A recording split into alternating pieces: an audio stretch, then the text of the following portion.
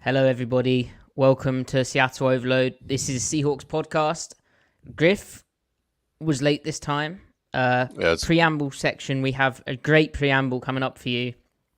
Griff, would you like to explain to the listener how you were late?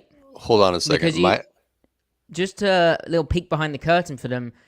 It was described to me as a problem. So that immediately I'm concerned, I'm worried, I'm like, oh dear, don't worry about it. Not your fault, these things happen. I hope everything's okay. Are you sure everything's fine? What was this problem?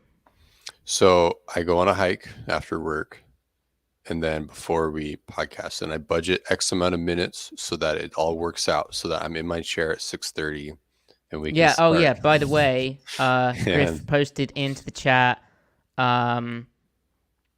we'll be in my seat at 6:30 Pacific S time, lads and mates. I did say that. A lad and mate would be honorable. You gotta be a real lad, a real mate. Spots his fellow lads and mates. An error here and there. So anyway, I got lost on the hike on the way down. I ran into a jolly neighbor. He and I chat about all sorts of things. We like to talk about what we call like Easter eggs on the mountain where I live, like old mining trails, like off the record stuff, old logging trails. Okay, and my brother made an old bike path, like when he was in high school, like almost 20 years ago now. It's like way off trail and it takes you into a ravine. So there's still a part of it still standing, like an old jump and everything with like wooden boards. So I've always told my neighbor about that and how we should go check it out. So sure enough, on my way down, we intersect and we're talking. He's like, hey, do you want to go check that out? And I'm thinking time frame, like, all right, let's do it. So we do it, we get there, and I show him, we look around, we talk about it for a little bit, like, okay, I'll be a little late, but it'll be fine. I'll be like 6:35, it's fine. Yeah, no big deal. At this point in time, yeah. You can handle 5 minutes. But on the way back, he suggests we should go this other way because theoretically it should be quicker. Now he was right in that geographically it was closer, but as the crow flies, what we didn't know was that there was a very thick salmonberry patch, and salmonberry bushes are very prickly. And it was like probably like 30 feet deep and at least like a football field wide. Okay, or like long. What? So I'm not familiar with a salmonberry. Just think that they're shaped like raspberries or blackberries, but they're orange, salmon colored. They're That's a little amazing. tart, I've but they're never pretty heard sweet. This. They're indigenous to the Northwest, I think. They're very good. I've made my own jam with them before, and their season only lasts like 6 weeks. Wow, like they're beautiful. June, July. Yeah. Rubus so anyway, spectabilis. Oh, how about that? Okay, very Latin of you. So we have to go around, and as we're going around, we're kind of like getting lost. Okay. We had a little directional issues, and we weren't lost in the grand scheme. Like we knew if we just go a vector this direction, we're eventually going to run into our neighborhood, right? But the thing was, we were up against time. It was like when the British were exiting Dunkirk, and it was all about time, right? This was a lot like that, Did you have that kind of drone in your head as well, the soundtrack? No, but that would have made a lot more epic and cinematic. Right. But we were at equal peril. I'm just kidding. Right. I'm joking. You mentioned I'm trying to provoke you. You say also how but at the critical moment of putting blame on someone, you are deciding to put blame on this anonymous. I certainly am not. It was mutual. We both knew, like, oh, you never know till you try.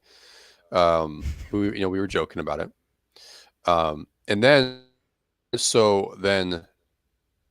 as we're going, there's this, like, where if we finally, like, okay, we know where we are now, we can literally see where we would bisect the trail to get back on track. And at that point, we'd only be about 2 minutes from home.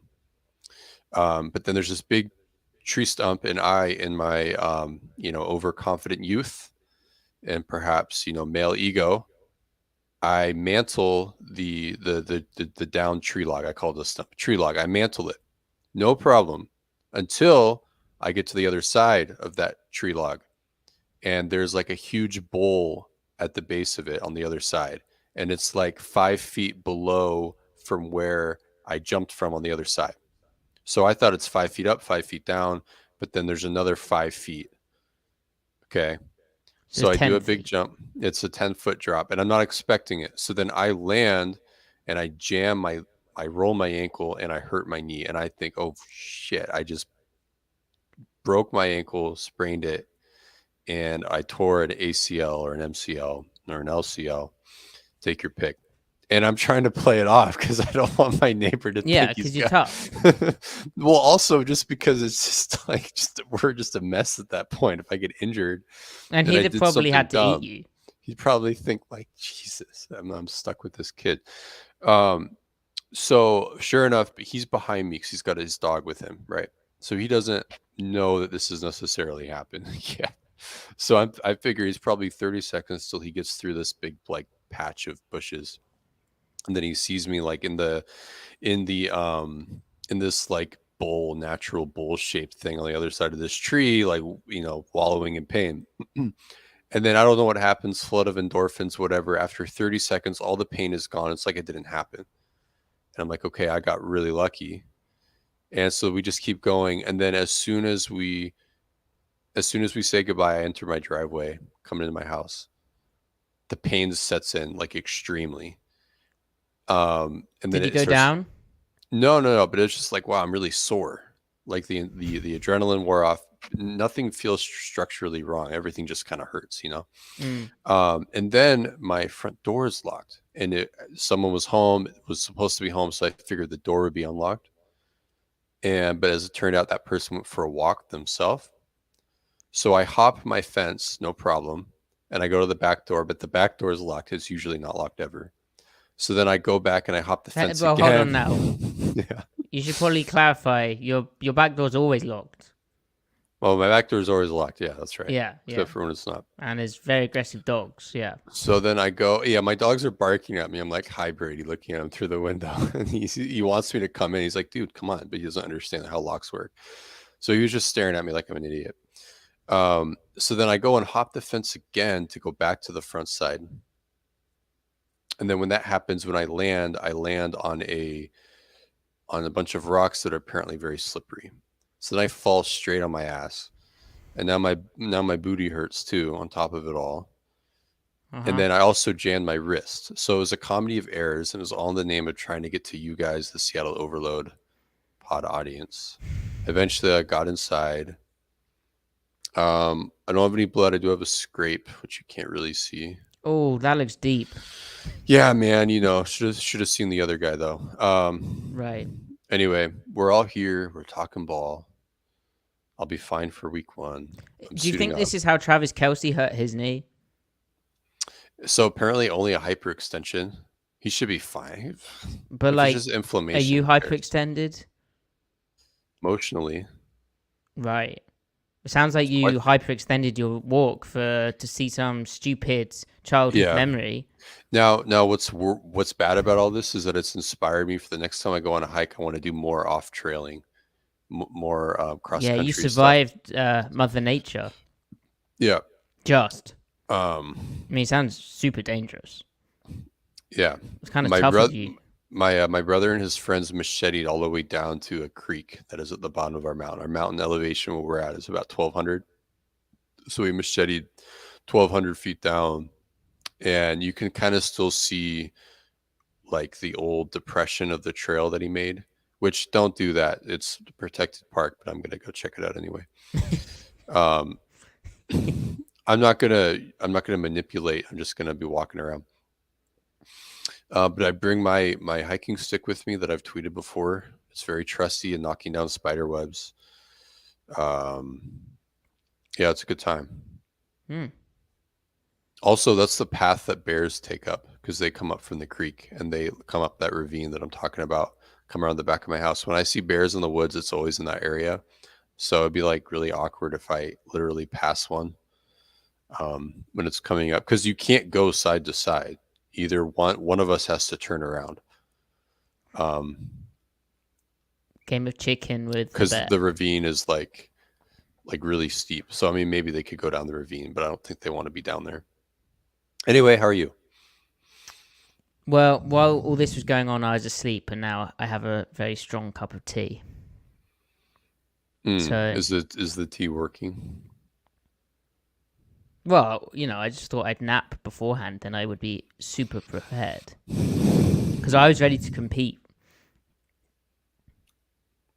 Good. Well, I Yeah. certainly competed against nature, against the clock, against not wanting to socially embarrass myself to my neighbor.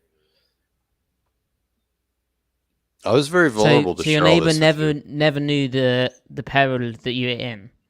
No, he just saw a spry young lad hop over a down tree log, which a very rotund one. This thing was diameter had to have been like 5 feet on this guy. Wow.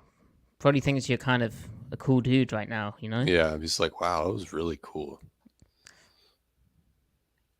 Amazing. Okay. Should we do the podcast? Yeah. Great.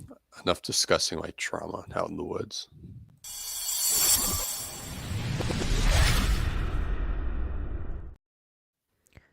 Welcome to the Seattle Overload podcast, where Griffin and I are going to be previewing the 2023 Seahawks season. However, we're doing this through the lens or the method of a mailbag. You guys have given us questions, and we're hopefully going to provide good answers. 61 questions. So it's going to be a long one, but I think in a bizarre way, this will keep us more structured. And then on Friday, we have a very exciting guest who's going to also help us preview week 1 of the season and also the Seahawks season overall. But this is the mailbag. Griff, are you ready to mailbag? Have you ever mailbagged? So you're using mailbag as a transitive verb instead of a noun.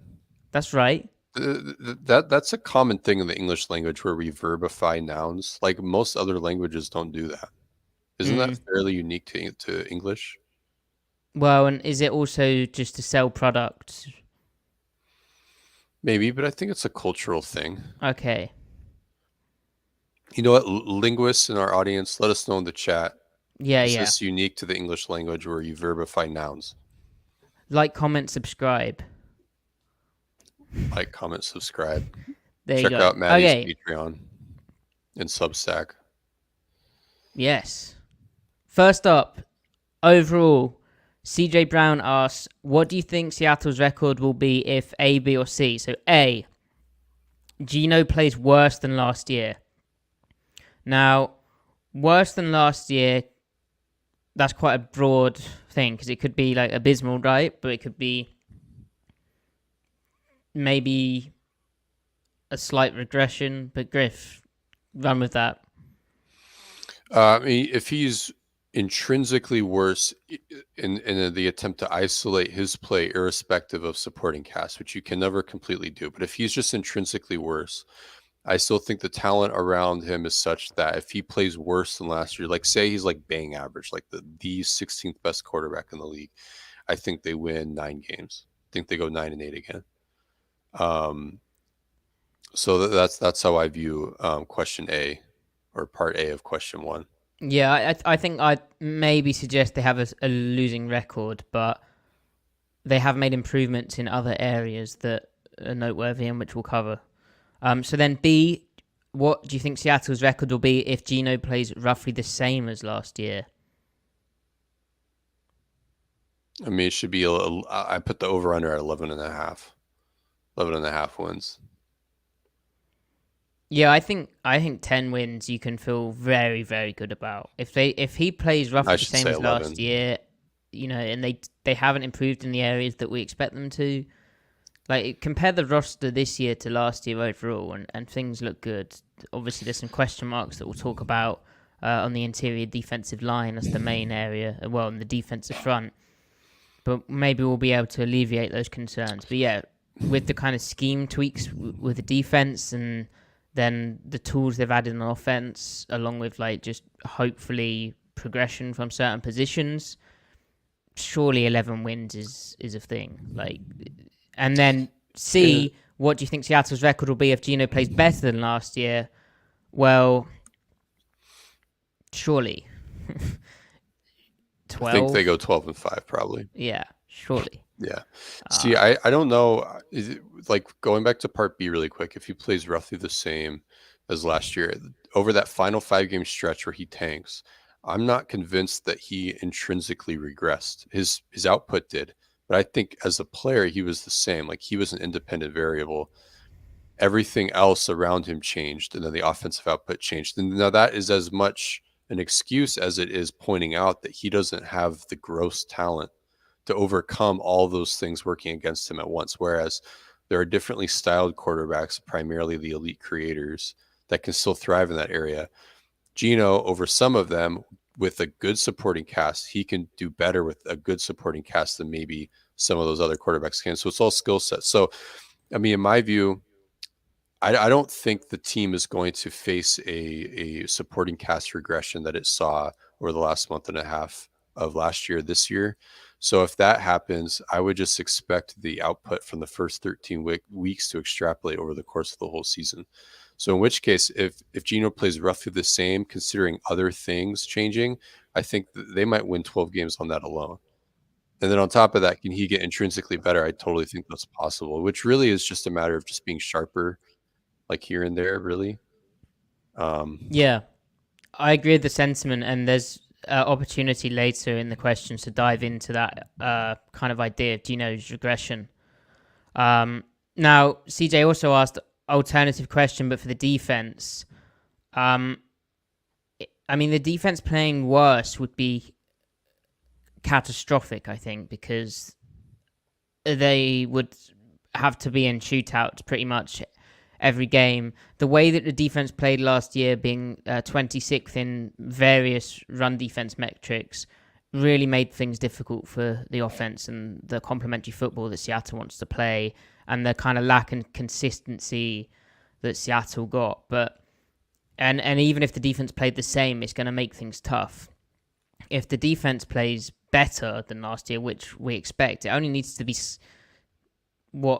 top 10, Griff, top 15.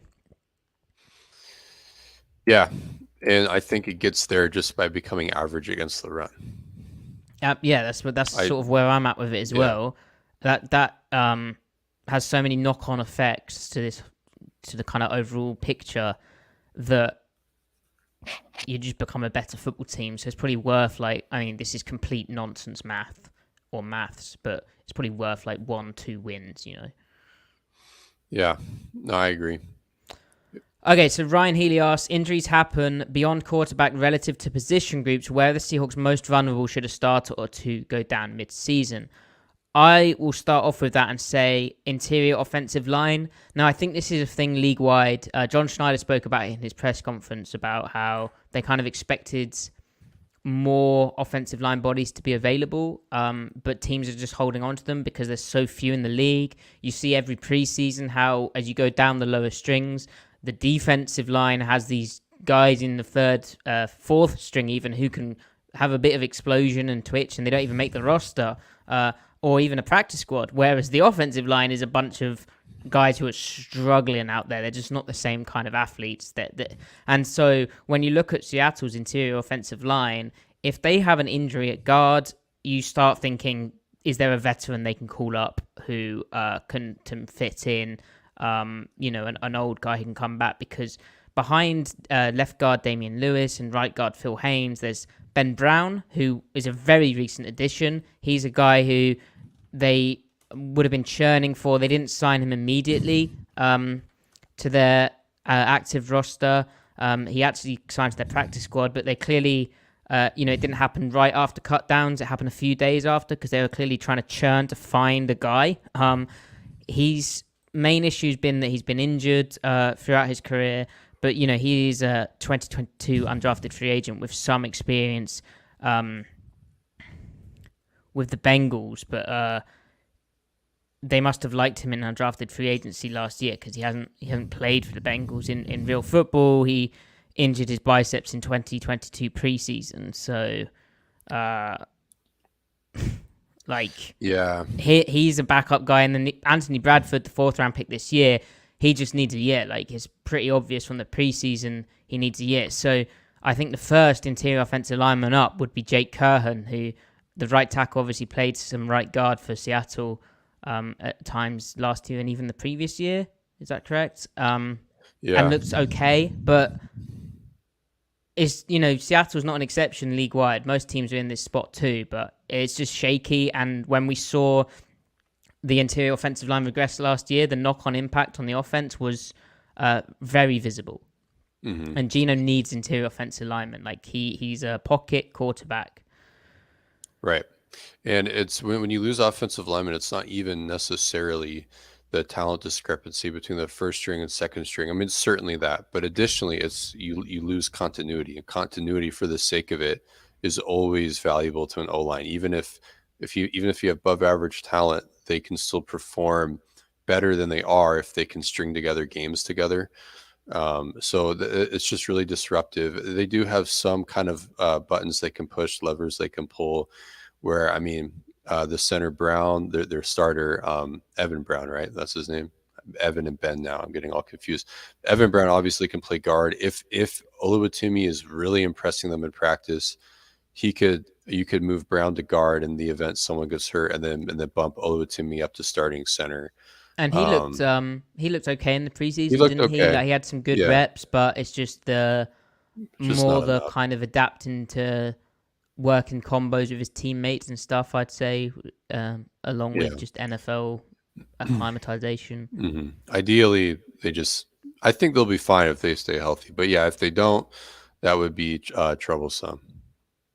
Any other position groups, Griff, where Seahawks are most vulnerable should a starter to go down mid-season? I mean, they're better off than most teams if they lose a corner or a safety, right? I mean, if you lose Trey Brown, you've got your 5th round pick or your 5th overall pick, and vice versa. You lose him, you've got Trey Brown, who started NFL games and won an intense camp battle, right? You've got like 4 safeties to choose from. I don't know. I think you're not looking at interior D line. Yeah, I think that's where it goes, right?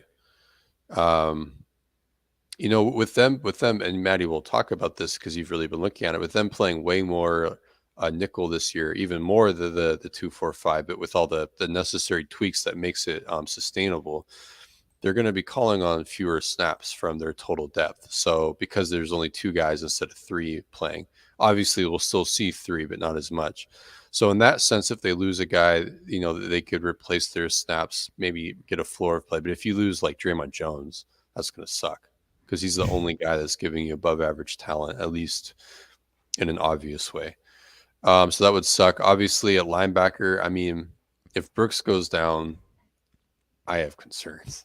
I think we have concerns. If Bobby goes down, I mean, Bush was intriguing in preseason. He started NFL games before. He's not nothing, but you don't want injuries there either. So I'd probably go D line. It's probably interior spots on both sides of the line, right? Yeah, guard and D tackle. Yeah, and I think also Schneider mentioned, like he did with the interior offensive line, and there's a slight surprise at how teams held on to the guys, didn't cut anyone. He also mentioned interior D-line as a area where they might have been expecting 1 or 2 more dudes to become available. Obviously, on the practice squad, there is Matt Gotel, who showed some stuff as a nose tackle. There's still the unsigned Roderick Perry, who, Griff, you liked what you saw in the preseason from him, another kind of big nose tackle type. And Jacob Sykes is also unsigned, and he had some splash plays in the preseason as like a DN sort of type player. So those aren't guys you really want in action, but those are the first guys I think Seattle would be calling up if they did have an injury or someone went down. So there's guys in their contact book, their address book, and maybe they make a move, but I don't think so. Don't think that's going to happen. John Todd.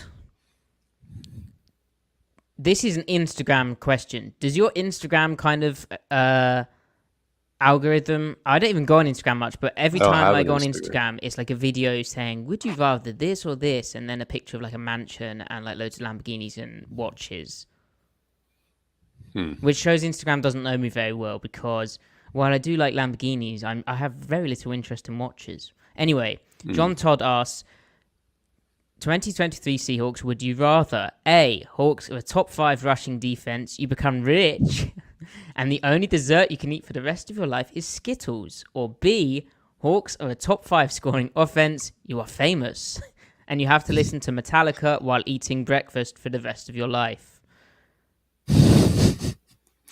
I shouldn't have added a Man, comma there because that comma implies that you have to eat breakfast for the rest of your life, but there wasn't a comma. So the idea is that you listen to Metallica every breakfast. that's very interesting. Do you want to go first here? Well, this is obvious to me. A.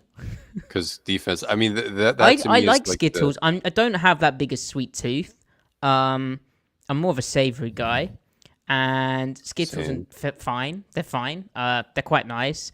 The British ones have a blackcurrant flavor, as I spoke about before, rather than grape, Mm. which I'm on board with. The grape flavor tastes like perfumey ass. It's not very good. Um, the and then the top 5 rushing defense, that means 2 extra wins at least, and wealthy. I mean, I wouldn't be opposed. I could hire a chef to make me desserts which aren't technically No, desserts you of like can't eat. caramelized No, onion and stuff like that. no, you can't. You can't do that. That's cheating. Yeah, I mean, my inclination is to go toward defense, right? But if you're famous, you can leverage that into acquiring wealth, surely. Um, Surely, I'm not a Metallica guy, but I'm not that's anti-Metallica. the thing as well. Yeah, Like my taste in rock is kind of more classic rock, and then the more like indie alternative stuff in the last 20 years. same. I like the stuff that influenced Metallica, AC/DC, etc. Yes, But I for some reason I don't like the derivatives as much. Um, which it's like Metallica makes great music, it just doesn't appeal to me, right? I think we're But aligned. I think we're aligned. But see, Skittles, that's where I actually do have a sweet tooth, but I don't like fruit candy. I like chocolate, peanut butter, like just like very rich things. I don't like the fruit stuff. Uh huh. So I'm conflicted. I think ultimately I go defense. Maybe I don't have to eat Skittles. I just don't have to eat dessert, You have to. No, no, I can just forego dessert. Oh, but you've got a sweet tooth. I'll just use the those calories up on more steak or more cheeseburgers or That's right. something. Savory. Okay. Daily Handoff asks, who gets the highest gargoyle scale on this roster? Sorry, gargoyle score. So obviously the gargoyle score is an advanced metric developed by Griffin and a lot of football Twitter really. Now, previous recipients of the highest gargoyle score include Jordan Brooks. If we were doing it back in the day, Bobby Wagner might have been a recipient. Certainly. Although Cam Chancellor would have run him close. Yeah, yeah. Is is um is Jake Bobo a gargoyle? No. No, no, no. He's Why? more like he's more like a Tolkien elf. He's more sinewy, a little more, he's kind of like the antithesis of that, like Can still very offensive players be capable. gargoyles? No, that's the problem. That is Unless the the problem. running backs can be gargoyles. Yeah, like is Marshawn Lynch a gargoyle? Kind of. Yeah, certainly. I Yeah. mean, he might be the original gargoyle, and gargoyles are, I think, what they're meant to ward off demons. Oh, So and Marshawn they're 100% does they're that. they're like who you call to kill the boogeyman. Okay. They're like the John Wick of the spiritual world, um, and like monstery world. Mm. So I feel like it's still Brooks is the number one. Devin Witherspoon, he's got gargoyle tendencies. He packs a punch and is 180 pounds. Now that doesn't mean you can be really good and not be a gargoyle. Like Tariq Woolen could end the year as the best player on the defense, the best player on the whole team. Not most valuable, although it'd be close. But I mean, he theoretically could be considered the best Seahawk by the end of the season, right? And he would not be a gargoyle. So why is he not a gargoyle? Well, because when I think gargoyle, I think extreme amount of power output in a short area, and you go hard in the paint all the time. Yeah, like he's a bit more kind of finesse. Yeah, he's very fast. He he's tough, but it's just, you can be fast and tough and doesn't make you a gargoyle. Like, we gotta, rules are rules here. So Uchenna Nwosu's not a gargoyle? Uchenna is he's more like he's like one of those knights that guards the castle. So he's really tough. He's really, he's a real tough bastard, but he's not a gargoyle, I don't think. Right, which is why his ceiling eventually is never going to be. Well, he's you probably stack him near the top of the tier 3 of edges in the NFL, which is high praise. Those guys make $18 million a year. In that position group, Dowd Taylor is not a gargoyle, but Derek Hall definitely has gargoyle tendencies. Derek Hall is a gargoyle candidate. Okay, I think I get it now. Yeah, he's a gargoyle candidate. He's got height, weight, speed, power, passive strength, explicit strength. And the other guy you haven't mentioned here is Jamal Adams. Jamal Adams is our gargoyle who needs to get his feet under him a little bit.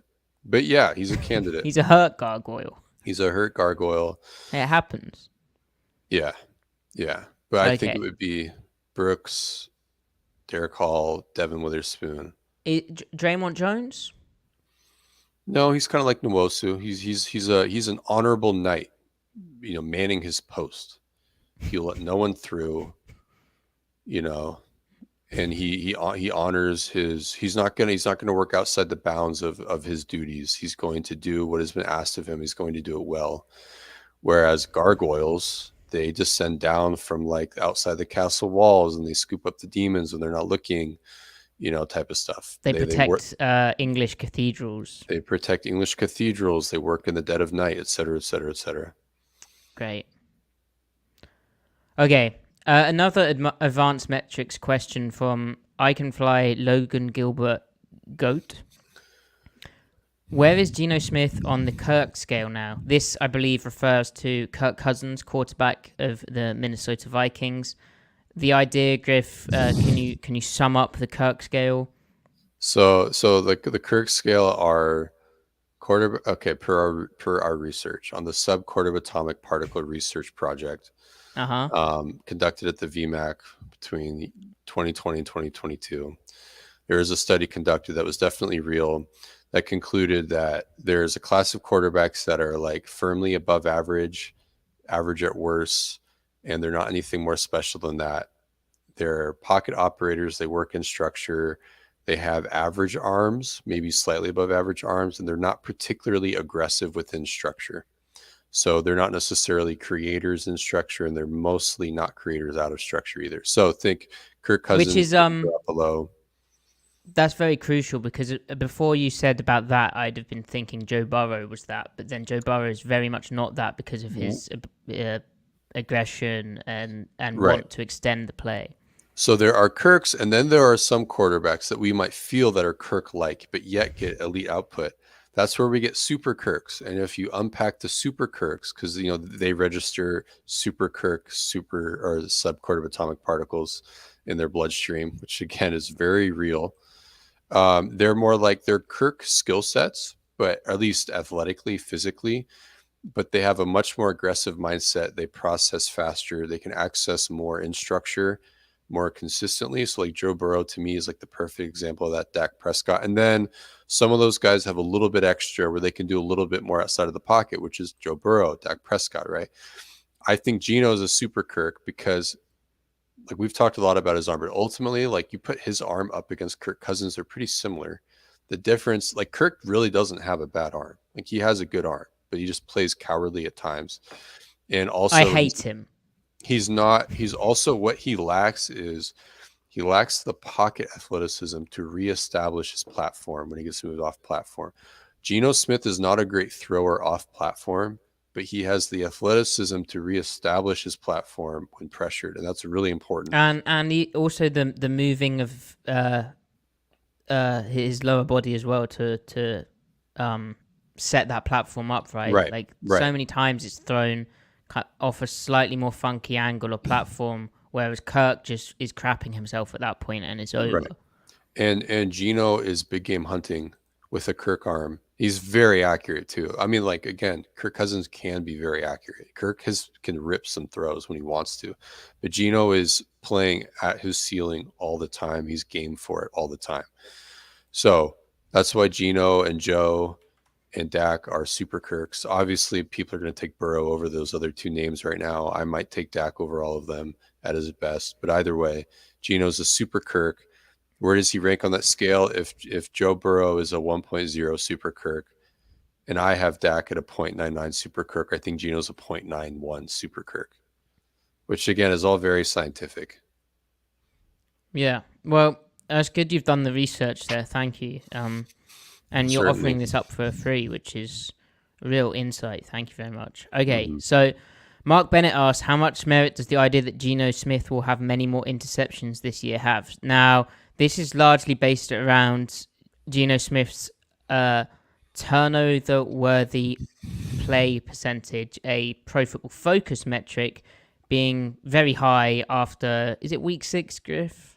No, it's after week 13. He's like average. So weeks 1 through 5, he's like top 10 in terms That's of right. in terms of infrequency of turnover-worthy throws. Then the middle section, the middle phase or middle third of the season, he's like 18th out of 36 quarterbacks. And then the last 5-6 weeks, he tanks. He's like at the very bottom.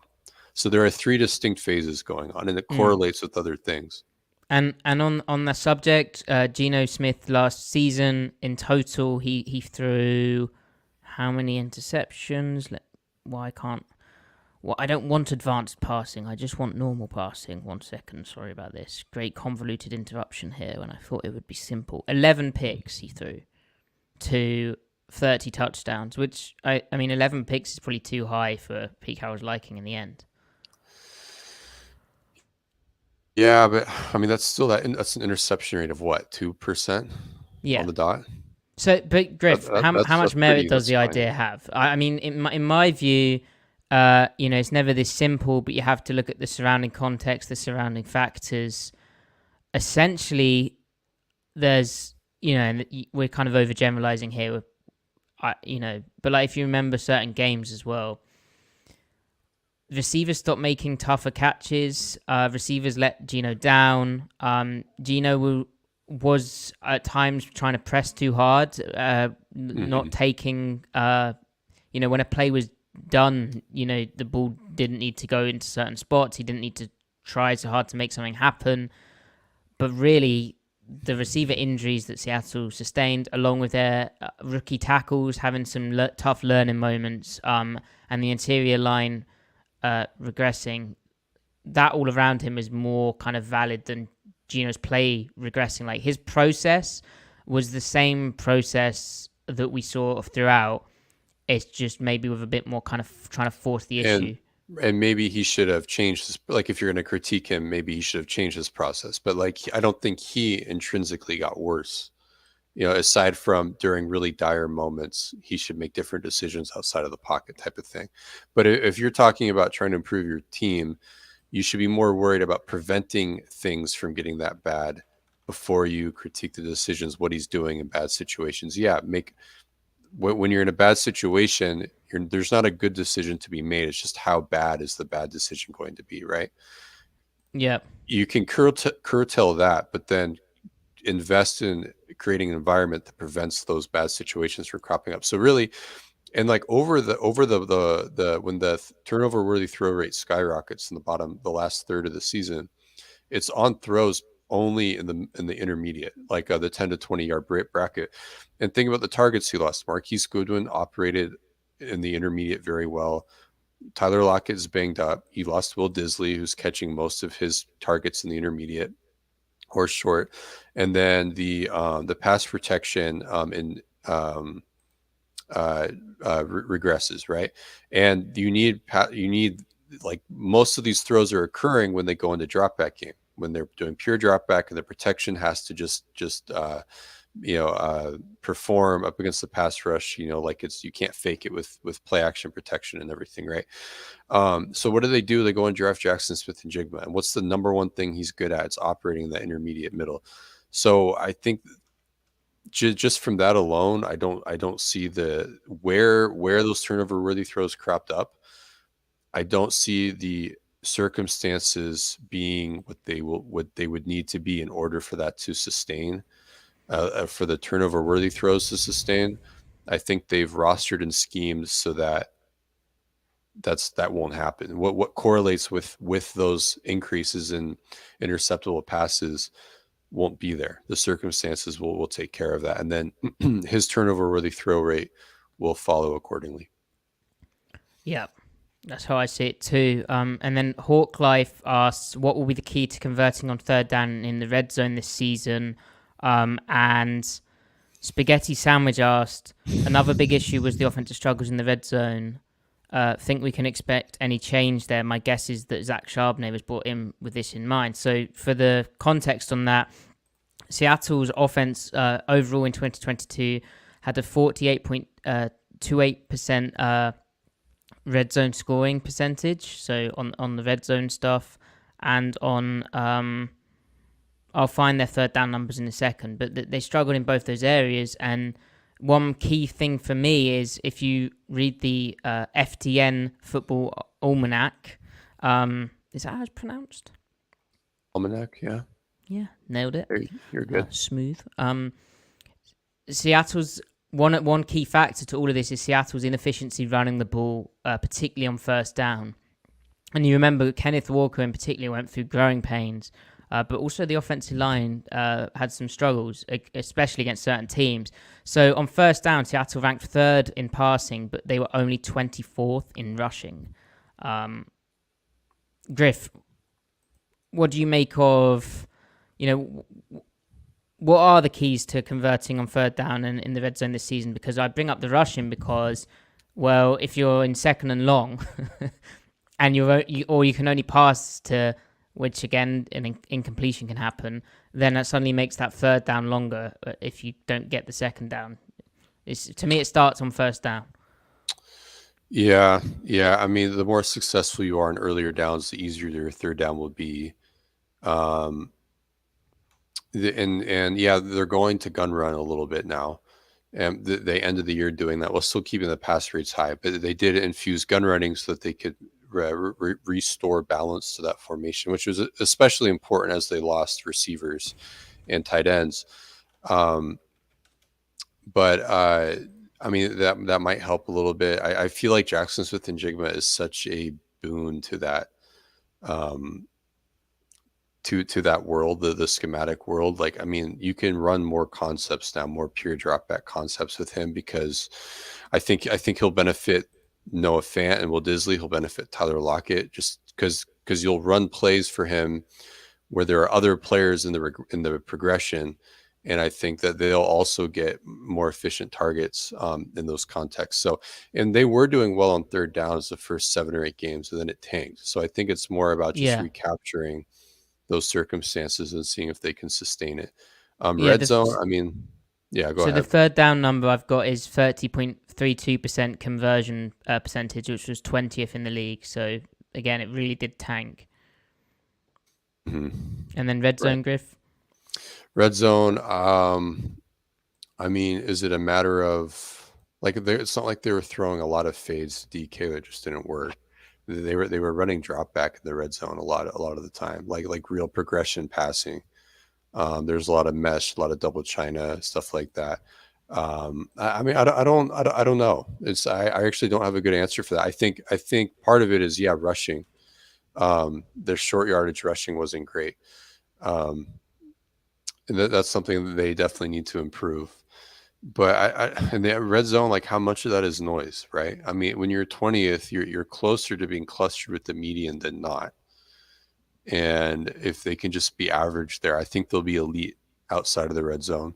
So ideally, they just need to be average in the red zone. Also, Jackson Smith and Jigba, when isolated because of his route running, like think whip routes, return routes. That's one way to get touchdown production out of route runners who are not necessarily go up and get it guys. So Yeah. It's just crazy to me that Kenneth Walker had a minus 12.3% DVOA last year. Like, he was super inefficient. It comes back to running for me, and I love how Nate Tice on the Athletic Football Show pointed out that going back to the mention from Spaghetti Sandwich of Zach Charbonnet being brought in with fixing those red zone and third down issues in mind. Nate Tice mentioned that Zach Charbonnet was the number one FBS running back in success rate on first and second down. So yeah, I think it's just, they had the 8th passing offense last year and overall, and then the 25th rushing offense. Yeah, just boost one of them. It's very hard for any team to overcome that, any offense. And going back to the Super Kirk scale, Griff, the Kirk scale, right. Geno isn't he's not in the Mahomes tier where he can overcome and you can just do stupid crap. He's a very good player, but he's not one of these. What's that on the Kirk scale? No, Mahomes is its own subcord of atomic particle. My mistake. So, Thank you. Your mistake. Yeah, I'm still I'm less read in this subject. No, but Geno is a very good player who can be even better, and he's not a game breaker. He can be an elite executor of structure. And like any good team, you need to have good structure if you want to go far. Occasionally, you have absolute game breakers like Patrick Mahomes, like Peyton Manning, like Tom Brady, where you can have shoddy structure and you're still getting to the NFC or AFC championship game or the divisional round, right? With Geno, like, give him a good picture and he'll take care of the rest. Basically, is the mentality. So Rabel Thanos John Smith on the running back subject asked, "What's up with Kenneth Walker's groin? He missed the majority of camp preseason 2 years in a row with the same injury. Is this recurring like turf toe, turf groin?" I don't know. I should probably ask. I have no idea. I probably ask my my source, but we have no way of knowing. What I'd say is they were very cautious across the board of injuries, and I'd expect him to play week 1, so it's probably fine. Hopefully, right. No hands in the bag asks, "Do you guys think we have the center for the long-term future?" Referring to obviously Seattle signing free agency to only a 1-year deal, Evan Brown. And then they also drafted Olu Oluwatimi on day 3 of the draft. So we saw great things from Evan Brown in the preseason, didn't we, Griff? It's just whether he can sustain that. And then Olu looked solid enough, didn't he? You don't know what that looks like. So early, but... Yeah, I really like the idea of developing centers and then and just interior O-linemen in general, whereas tackles, you want them out there as early as you can. I think Evan Brown plays well this year, and I think he probably plays his way out of what Seattle would want to pay him. They're going to have really, really difficult contract decisions to make next year. On that subject, I think for Seattle to actually pay a center a lot, because they just do not, like most of the NFL, like all the NFL, they don't really value the center position. And if he'd have to play super well for them to be like, oh, we need to bring him back over giving Olu the kind of opportunity. And then if he played super well, he's out of their price range. So I just don't see it happening. I don't think they would extend him more than $3 million. And the thing is with Olu, it's like, this is perfect for him. You liked Olu as a college player. Ideally, he doesn't have to start year 1. Ideally, he can sit behind a guy. And if you trust your development, he's there year 2, and you just live with the lumps of his first year starting, and then you just get the ball rolling for the future. Then you've got 2 more years of roster control with him at that point. So I think the center of the future is on the roster, but I don't necessarily think it's Evan Brown. But I do think Evan Brown will give them exactly what they need from the center spot. Because remember, center only needs to be good enough. It does not need to be a dominant position. It doesn't. So talking of the young guys, Brandon Haddock, a Fish rival Griff, they ask, do we see Anthony Bradford as a legit solution at guard long term? Can you teach a player enough when his glass appears so empty? I mean, that's pretty harsh considering he was a 1 year starter at LSU, and I imagine there's a lot of stuff he kind of has to unlearn and then stuff he has to learn. To me, it's too early to say, but he has all the kind of athletic traits, crazy size. Like he's probably almost too big right now. There's no reason why he can't be a legit option at guard in a year's time. Mm-hmm. Yeah, I like the idea of Bradford. I think it's the same thing with Oluwatimi. I think he can be a solid starting guard.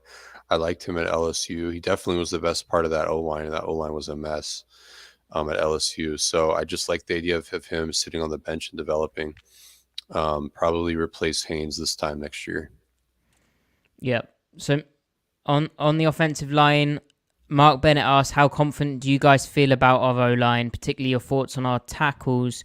Do you project great things, meh things? Well, we project great things, right? I mean... You drafted tackle 9th overall. You're expecting great things. Yeah. I think Cross makes a huge jump in his pass protection. He was already decent last year, like probably bang average left tackle last year in protection. The run blocking will never be, that just needs to be good enough from him. But I think he can probably make the jump to like the 8th, 9th, 10th best left pass protecting left tackle this year.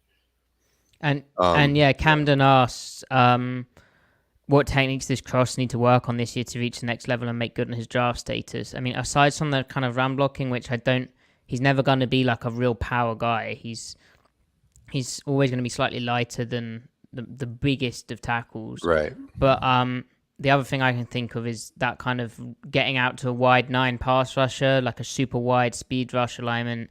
And don't get me wrong, the guys who have given him issues are really solid guys. In the preseason, we saw Sam Williams do it. But, you know, my mind mainly goes to the guys that the Jets have, and then like a Nick Bosa.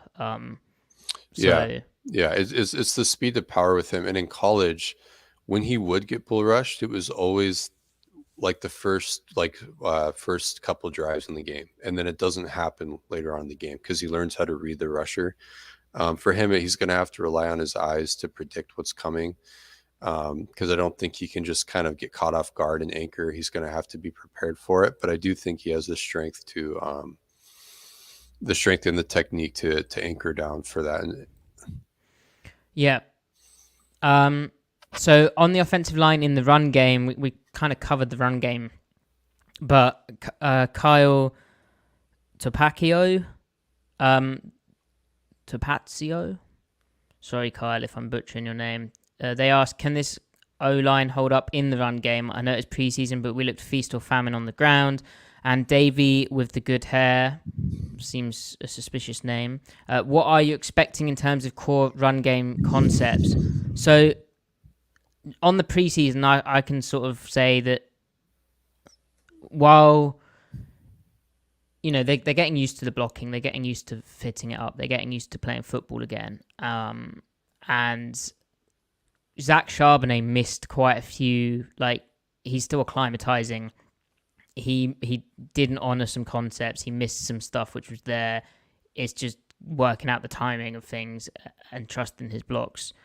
That was mostly what I saw. I think that's overblown, but then, you know, last year the run defense stunk in the preseason and we were like, don't worry, it'll be fine, and it wasn't. So, right. Yeah, slight concern, but to me, you know, you put Walker back there, you put the first string out there with more reps together, I think it should be okay, especially Walker in year 2. Griff, core run game concepts, you mentioned more gun running, but it's still mainly going to be wide zone, right? Yeah, it's under center. It's going to be wide zone with the occasional duo and the occasional gap change up when you get and mid zone, which does exist. Yeah, well, mid zone, yeah. And then when you go into shotgun, I mean, last year their shotgun run game to start was only basically what really functioned as trick plays, like if you get a pass rush front, trap the 3 tech type stuff, you know, run a little GT counter type stuff. But then they instituted like real deal inside zone and stuff. And if you do that, then you can play action in the gun. Like during that period, they didn't really play action in the shotgun. They did RPO a little bit. But so I don't know. I feel like it's going to be the core gun concepts are going to be kind of what I've already said, with a little bit more of infusion of inside zone. And that's where Charbonnet will really make his money. I think that's really, really, because he's so good at feeling out the wash and like pacing that out and then hitting it on the bend read. So I feel like it's going to be what the whole league runs. Really, it's going to be primarily zone with some gap change up. Yep. I did see in the preseason some like gun same side power. I think there's going to be some maybe added wrinkles to try and get the gun game going, and obviously same side power, maybe that's counter, but Kenneth Walker's expressed his love of counter style stuff before, so maybe it's more in tune to what Walker likes, that now they've had a year working with him as well. What about pistol, Griff? Is pistol still going to be a thing? I think so, because also Charbonnet was really effective running mid zone out of pistol at UCLA, and I think that was in the back of their mind when they took him too. Yeah, the idea of pistol being is literally a halfway house between gun and under center, and you can kind of hide where the back is and what run direction, and you can break tendencies, and that was a really cool element to last season for Seattle. Right. Moving on from that, receivers. Ma asks, what roles do you think the back three wide receivers, Derek Young, who's currently on injured reserve, Cody Thompson, who banged his shoulder in the preseason but is on the active roster, and Jake Bobo can excel at? Of course, they were X, Y, Z, or Z in the preseason, but I don't know what they're supposed to do behind DK Metcalf, Tyler Lockett, Jackson Smith, and Jigba. And then Beelzebubba, Hawk Astrologer, asks, what do you see as Bobo's play quality stats ceiling for this year? I feel like Bobo probably gets 40 targets. I think he catches 28 balls. Wow. And he, 10 yards a catch. Yeah. But the thing with Cody Thompson and Bobo is Thompson will eat into Bobo's playing time and vice versa quite a lot. I think Derek Young's slightly different because of how they view him as a blocker.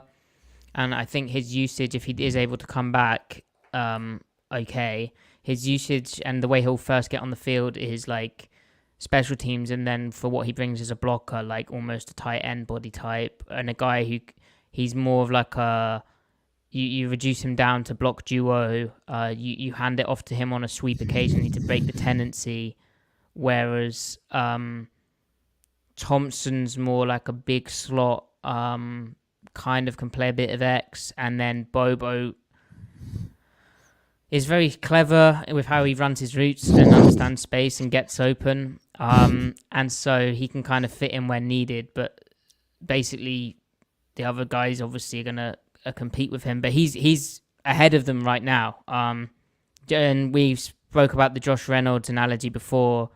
He had 81 targets in 2020 in that Rams season with 52 catches for 618 yards, 2 touchdowns. There you go. And that would seem very high. If that happens, I think something's gone wrong. And the other factor here is if JSN can stay on the field and his wrist is fine from here on out, or fine as in he's playing and getting the reps, then Bobo shouldn't be playing that often, because ultimately Seattle, they found something with how they ran 12 personnel last year as well, and the multiple tight end usage will probably dip if JSN is healthy, but it shouldn't be like massively dipping. Like they used 12 personnel last year, 30% of snaps, and 13 personnel, so 3 tight ends, 11% of the snaps. So I think 11 will probably go up slightly, but still only 3 wide receivers. So that's something to be aware of. I mean, Reynolds' 2019 season, 43 targets, 21 catches for 326 yards and 1 touchdown. Maybe that's more like Bobo. We will see. Mm-hmm. To the defense. Defense. This is a spicy question, Griff.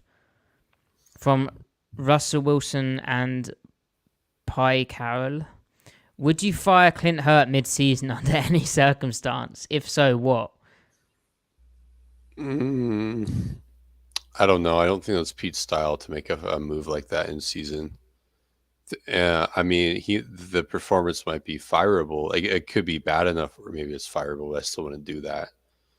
I just don't think that's his style. No. Would you, Griff? Would I? No. I don't think we'll even need to entertain the hypotheticals because I think the defense will be good. The only circumstance I would is if and we should say we're not really fans of we like giving people the benefit of the doubt generally, and we also are sympathetic, I think, to coaches, but we would I'd fire Clint Hurt if they started running a 2-eye nose tackle all the time, and it was just like last year, and they just completely went against all of what they'd established in the preseason with their new run defense. Right. Agreed. I mean, yeah, that would be very frustrating. It'd be very frustrating. Yeah. Also, if they don't, if we just assume their coverage will be good with the way they're running palms, if they just fall flat on their face and like are bad at it, then what was the point of trying to make the run work if it came at the expense of pass protection or pass defense? But I don't see that happening. I don't see why they wouldn't handle. Clint Hurt keeping his job after what happened last year, and then like the signs of like what they've changed schematically this season. I mean, that speaks to how understanding and willing to develop Pete Carroll is. Like, he gave him a lot of rope last year, and yeah. Sorry, I didn't mean to cut you off. Oh, okay, my bad. But like in a vein, the scheme was certainly fired, right? But it just shows that Pete believes in the person, Clint Hurt, the person, and he believes in Clint's ability to coach other things and apply his football knowledge and IQ and all of his contributions in a different way. Like Pete has used the term "coach the coaches" before. I don't know where I heard him say that, but he said it before. And like he's also like the middle month of last year will always baffle us because that's them saying that we'll just go back to what's worked in the previous season, even of which you fired that guy. But this is working. We know it's working. And not only do we know it's working, we know that Clint can coach the crap out of that. Like he can successfully coach that. So now they're embarking on, yet another tweak, another combination of things. And, I think Clint Hurt can coach it really well and apply the scheme week to week, game plan that scheme week to week. So Kyle asks, are we switching to a 3-4 with 4-3 personnel on the subject of new scheme? No. I think this was meant tongue-in-cheek, though. Well, that's a good one. But it brings up that it is very 3-4 personnel, but that often you're going to see them in 4-down fronts. So it's like a hybrid scheme. Yeah, it's just a nickel scheme, and then when the offense presents 8 blockers or more, they're going to just load up the box. That's all they're doing. Yeah, so on that topic, Seattle in the preseason, they played nickel 2-4-5 personnel with most all the plays basically. It was an over front, but with that one tech nose tackle, not the 2-eye, and often the nickel involved in the run fit or even the strong safety as well, but more kind of sound, logical ways of defending the run. But they played that nickel 2-4-5 personnel 81.3% of snaps. And if you include their dime usage, which is only 5 snaps, that takes it to 83.6% of snaps in a sub-package world. Now, there's deeper stuff. I have an article on that on Seahawks on Tape, my Substack. You should subscribe. delving into that, but essentially nickel is going to be their thing. Like they're going to be a big sub package team, but it's just the way they're doing it is a lot sounder for stopping the run. Indeed, they had like 3.5 yards per carry over the course of the preseason run defense. There's stuff they need to work on still, but the signs are more promising. Yeah. And it accents the edge group, which is why they do it. And on the subject of the edge group, Scott Mayers asks who's going to start the two end spots. I believe that means outside linebackers, edges. And Liam Hyde asks, of the three young edge players on the roster, Darrell Taylor, Boye Mafe, and Derek Hall, who do you think will be the most impactful by the end of the year? And do you think the pass rush will be effective enough against elite offensive lines like Philly's and Dallas's to make a playoff run? It's a loaded question. So obviously after Nwosu, it feels like Taylor is the default answer, but Mafe might have jumped him just via availability and showing that he can do it. Because obviously with Taylor, we worry about the run defense, right? So I don't know. Of the three young edge players, really could be any of the three.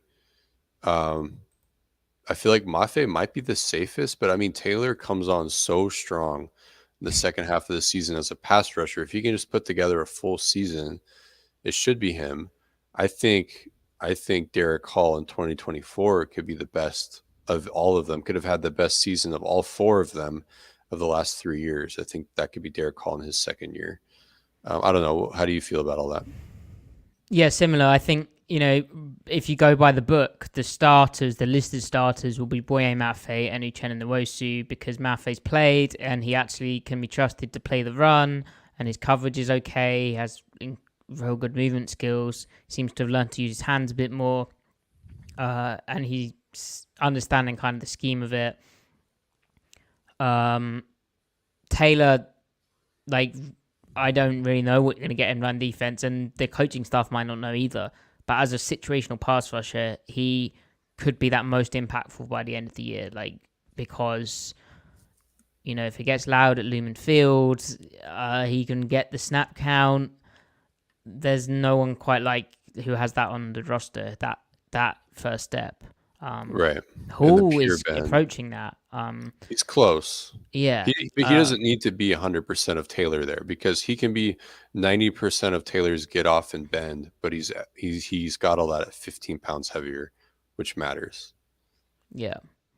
And when Liam said about effective enough against elite offensive lines like Philadelphia's and Dallas, well, the issue with Philadelphia really is how they use constraints to nullify pass rush and slow pass rush from teeing off, i.e.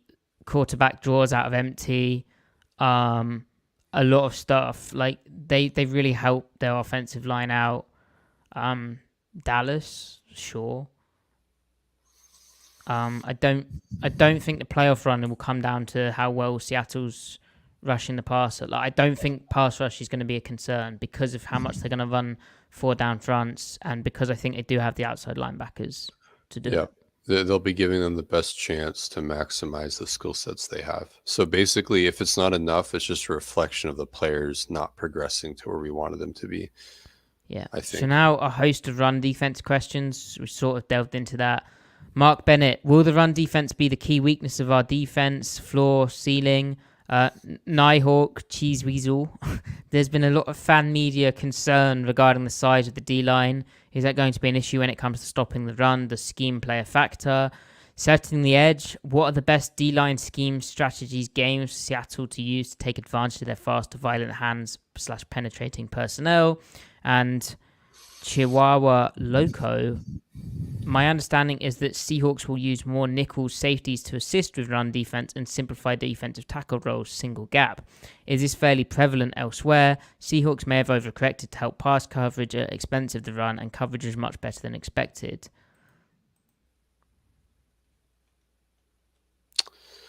Where do you want to take the run defense, Griff? So I don't. Can we synthesize all that into just how do we think the run defense is going to go this year? Yeah. So I mean, the way I think that they're at, I mean, if you just want to throw out arbitrary comparisons, I think that their aggregate talent level, with the addition of Draymond Jones and then the losses that they lost, I think they're like what 80% of the aggregate talent of last year. I think they regressed in total talent, but I think the schematic changes they've made, even from this nickel even front that we rued last year, we now like it. One, because the techniques are conducive toward those players playing at their peak, and then also they've changed the overall structure of the run fit like mechanics, the run fit philosophy. That is just really like rock solid. I mean, it's Pete like in his bag and Clint Hurt in his bag, like coaching their MF socks off, you could say. So, so I really think that they can put together an average defense this year. If I think that if they schemed how they're scheming right now with last year's personnel, I think they probably have a top 5 run defense. Because again, like people said, oh, they didn't have the personnel to run 3-4. But if you look at their numbers in 3-4 or 3-3 last year, they were giving up 3.75 yards per carry. Like that is very good. That is very good. So they just didn't do that they just didn't play 3-4 very much. They didn't play 3-3-5 very much. So yeah, as Jen says in the chat, there's more power stepping, more one gapping. Their third fitter from the second level is coming from the nickel, which is closer than the safety. They have a bunch of line movement now, a bunch of scheme that they're applying. They're not just being static in it. They have fire zones again to defend the run and the pass. You're not just rushing the quarterback with it. You're getting numbers in the right spot. They're really flexible. They're really dynamic now. I think at this point, it's just line up and play. And that word you mentioned, dynamic, that's what Pete Carroll set out that the objective of the this season planning was, and you see that come to life. Big thing for me as well is how these outside linebackers are understanding when they can or when they need to spill the ball outside to the unblocked secondary force player, be it a cloud corner, be it a backer scraping over the top of them, or even be it like a safety coming down in sky run support in cover 3. Mm-hmm. Like it's so much better. Like you're going to see it, guys. You are going to see it. We're really bullish, and it's crazy how that one training camp clip of rookie mini camp or something, just the power stepping nose in nickel. It's hard to explain in one little podcast answer how important that is, but the knock-on effects, the way that everything is, it's a complete transformation of their scheme. It's much more like how Seattle did things in the past, but adapted to the current skill sets that they have on their roster, and the fact that they want to run nickel so much because ultimately they want to get 4-man pass rush. They want to get their outside backers going, playing fast. It's awesome. So Griff, you had been concerned regarding the size of the D-line in terms of mass, but now you've seen how they're playing. Is it less of a concern given they seem to have answers to kind of alleviate the stress that they may come under, and then the way that everyone else is playing around them? I mean, there are still going to be moments like when they get even 11 personnel and they get duo. I think like the 3 technique is probably going to get moved a lot. Like we're going to see a lot of that this year, whether it's Draymond Jones or Reed or Mike Morris. They're going to get uprooted a little bit. But again, if everyone else is doing their job, you can accommodate that. Yeah, like the backers are flying downhill to get the double off that 3 tech or just make the play. It's just much cleaner at the second level how they fit that run. And then they have like the fire zone to get the double off immediately. Like I mean, you beat things with so if like in the past it was all structure pre-snap and like technique post-snap. Now it's going to be basically structure post-snap and then speed post-snap, and you're going to be less of a like technique team now. Like technique still matters, but at the core of it, it's you're just trying to be you're attacking scheme with scheme now, and that will allow the strength of the D line, which is probably speed, to be accentuated at all times. So it's like if it goes to show that if you don't scheme the run game, if you act like the run game doesn't actually matter, it will begin to matter. statistically. So if they simply act like it matters without overdoing it, they can make it so that their run defense is no longer debilitating. So also Yeah, Jaron Reed, I mean, we only saw one series out of him, but he does seem more motivated, I guess is the word really, than he was in Green Bay. Also, hopefully they cut his snaps by like 30%, if he not looks more. like a different player than. Yeah, he does look like a different player. Yeah. And that's also the Clint Hurt effect. I mean, he and Clint Hurt go way back. So Yeah, Clint Hurt was. We know for a fact Clint Hurt was very annoyed when that didn't work out the first time. Like Reed was his guy.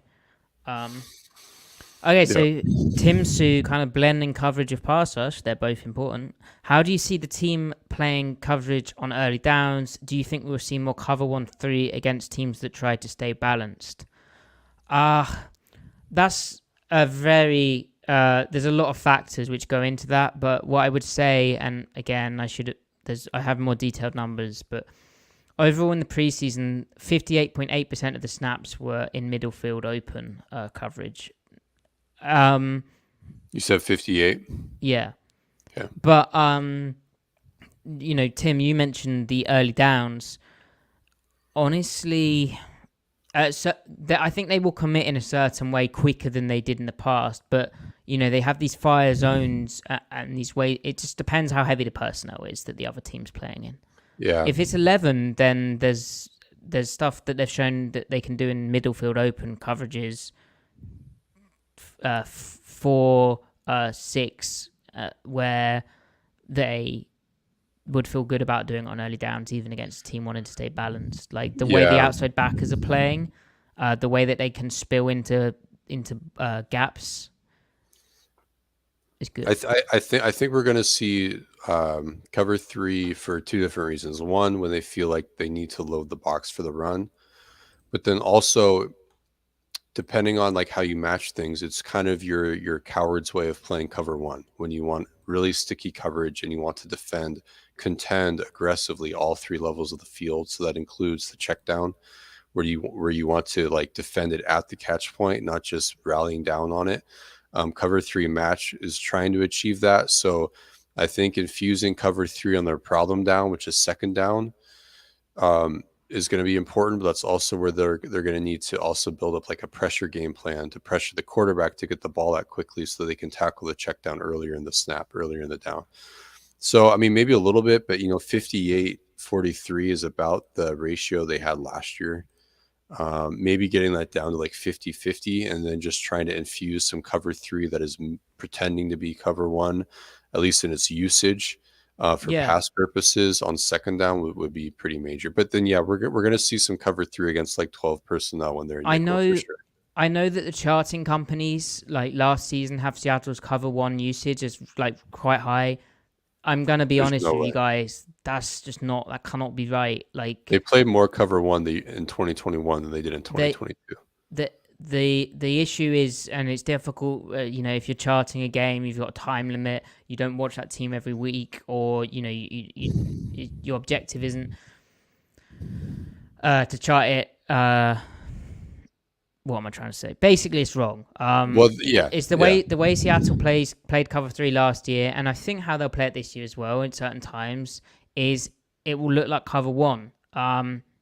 So a lot of the snaps which are charted as cover 1 last year were cover 3, and this preseason they only had 14 snaps, and some of those I'm not quite sure on, of man coverage out of 214 total snaps. That's excluding 1 kneel down at the end of the Packers game, and and some of that was cover 0 designed to stop the run, and one of it was a goal line rep.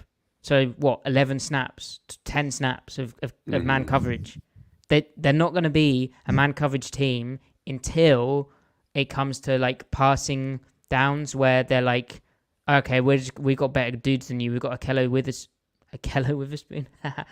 Witherspoon in the slot. We're better than you.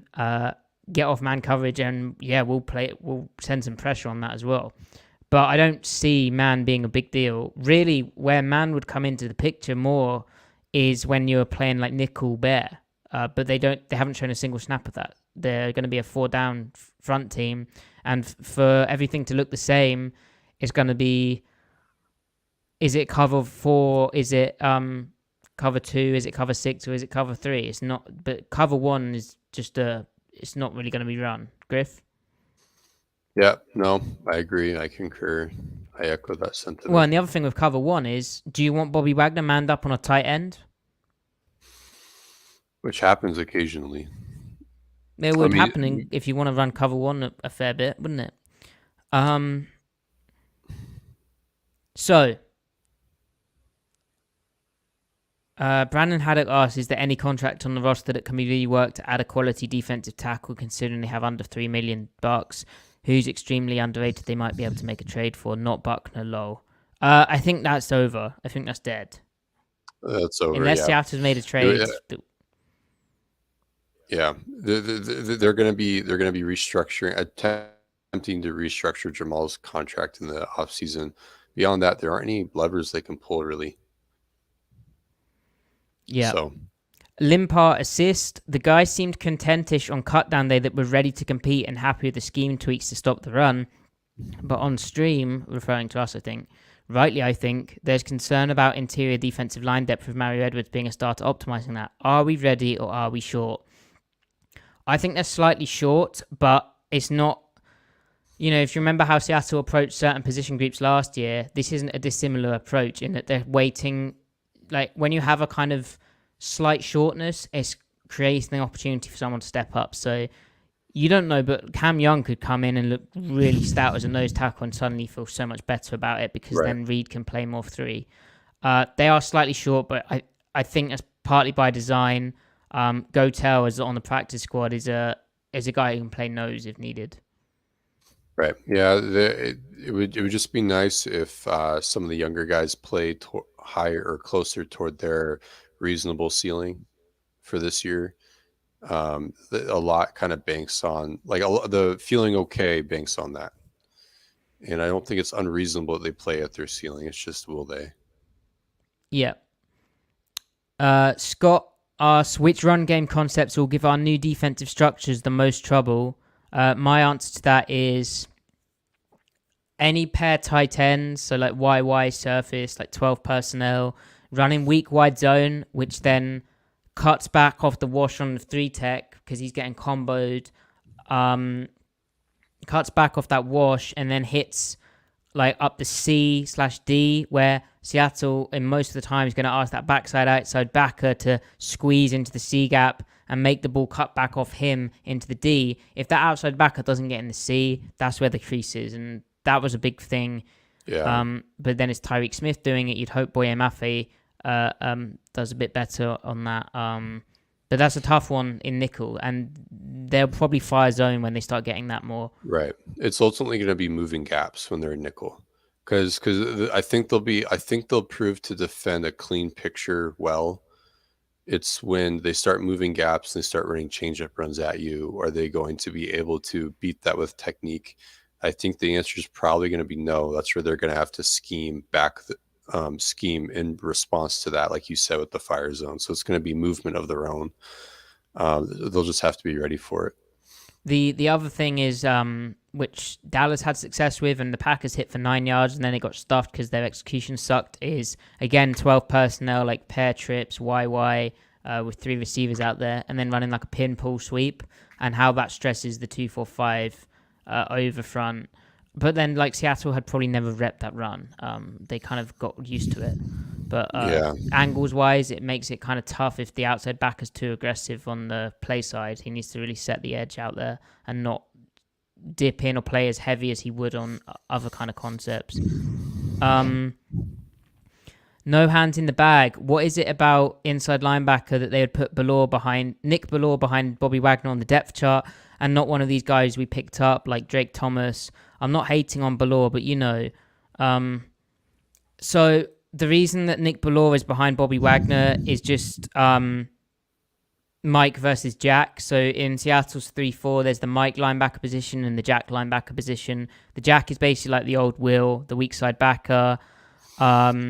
Balor is more of a Mike type, kind of. Really, that's just saying he can't go in space, and he's like a north-south player, and you want him in the middle.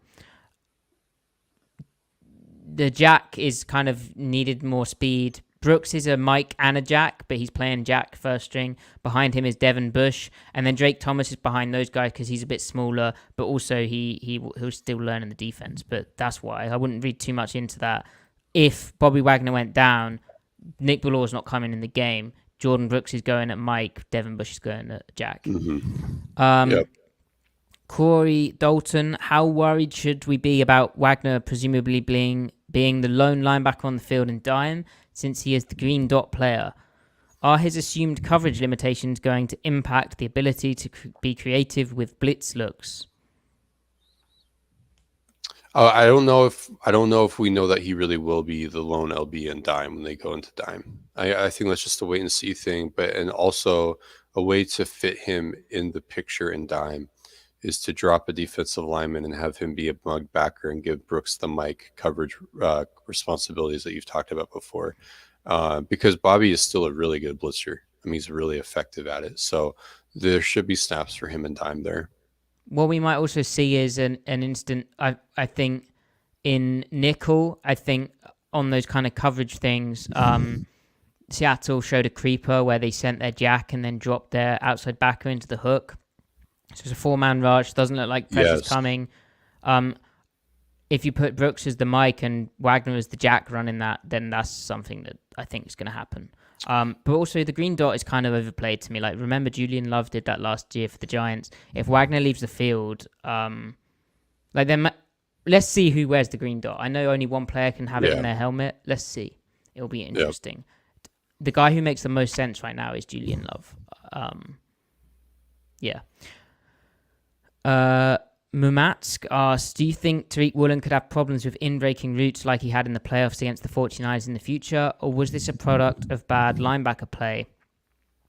That route was weird because Woolen always seemed really slow to know whether he was supposed to drive on it or not. I think part of that was rookie inexperience, and then I think part of it was he was hurt. He was playing a bit banged up, wasn't he? Yeah. I think coverage-wise, on those in-breaking routes off play action, on the back three, so the post safety and the two corners in the preseason, they seem to have a much better idea of who was the post safety was driving on some of these deep in breakers, which hadn't happened in the past, as a way of kind of making the linebackers not have to be as good.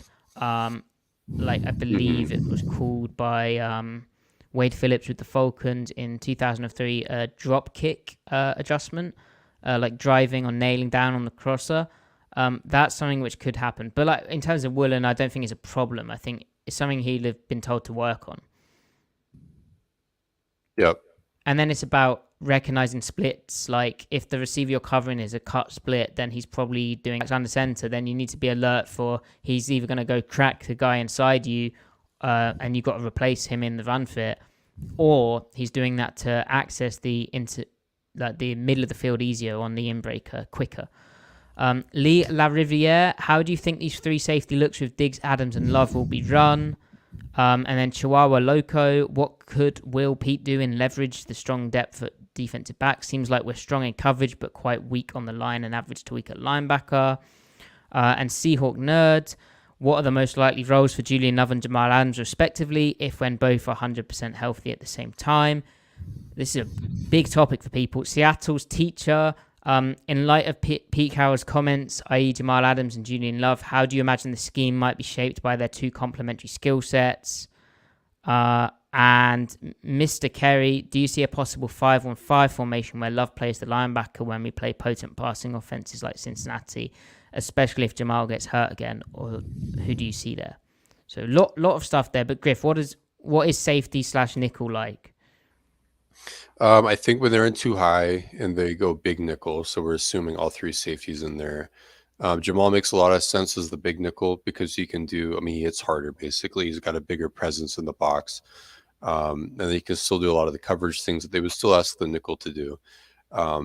It's really exciting when they insist on playing nickel against 12 personnel because they're going to load the box anyway. So that means they're going to roll Love down as well.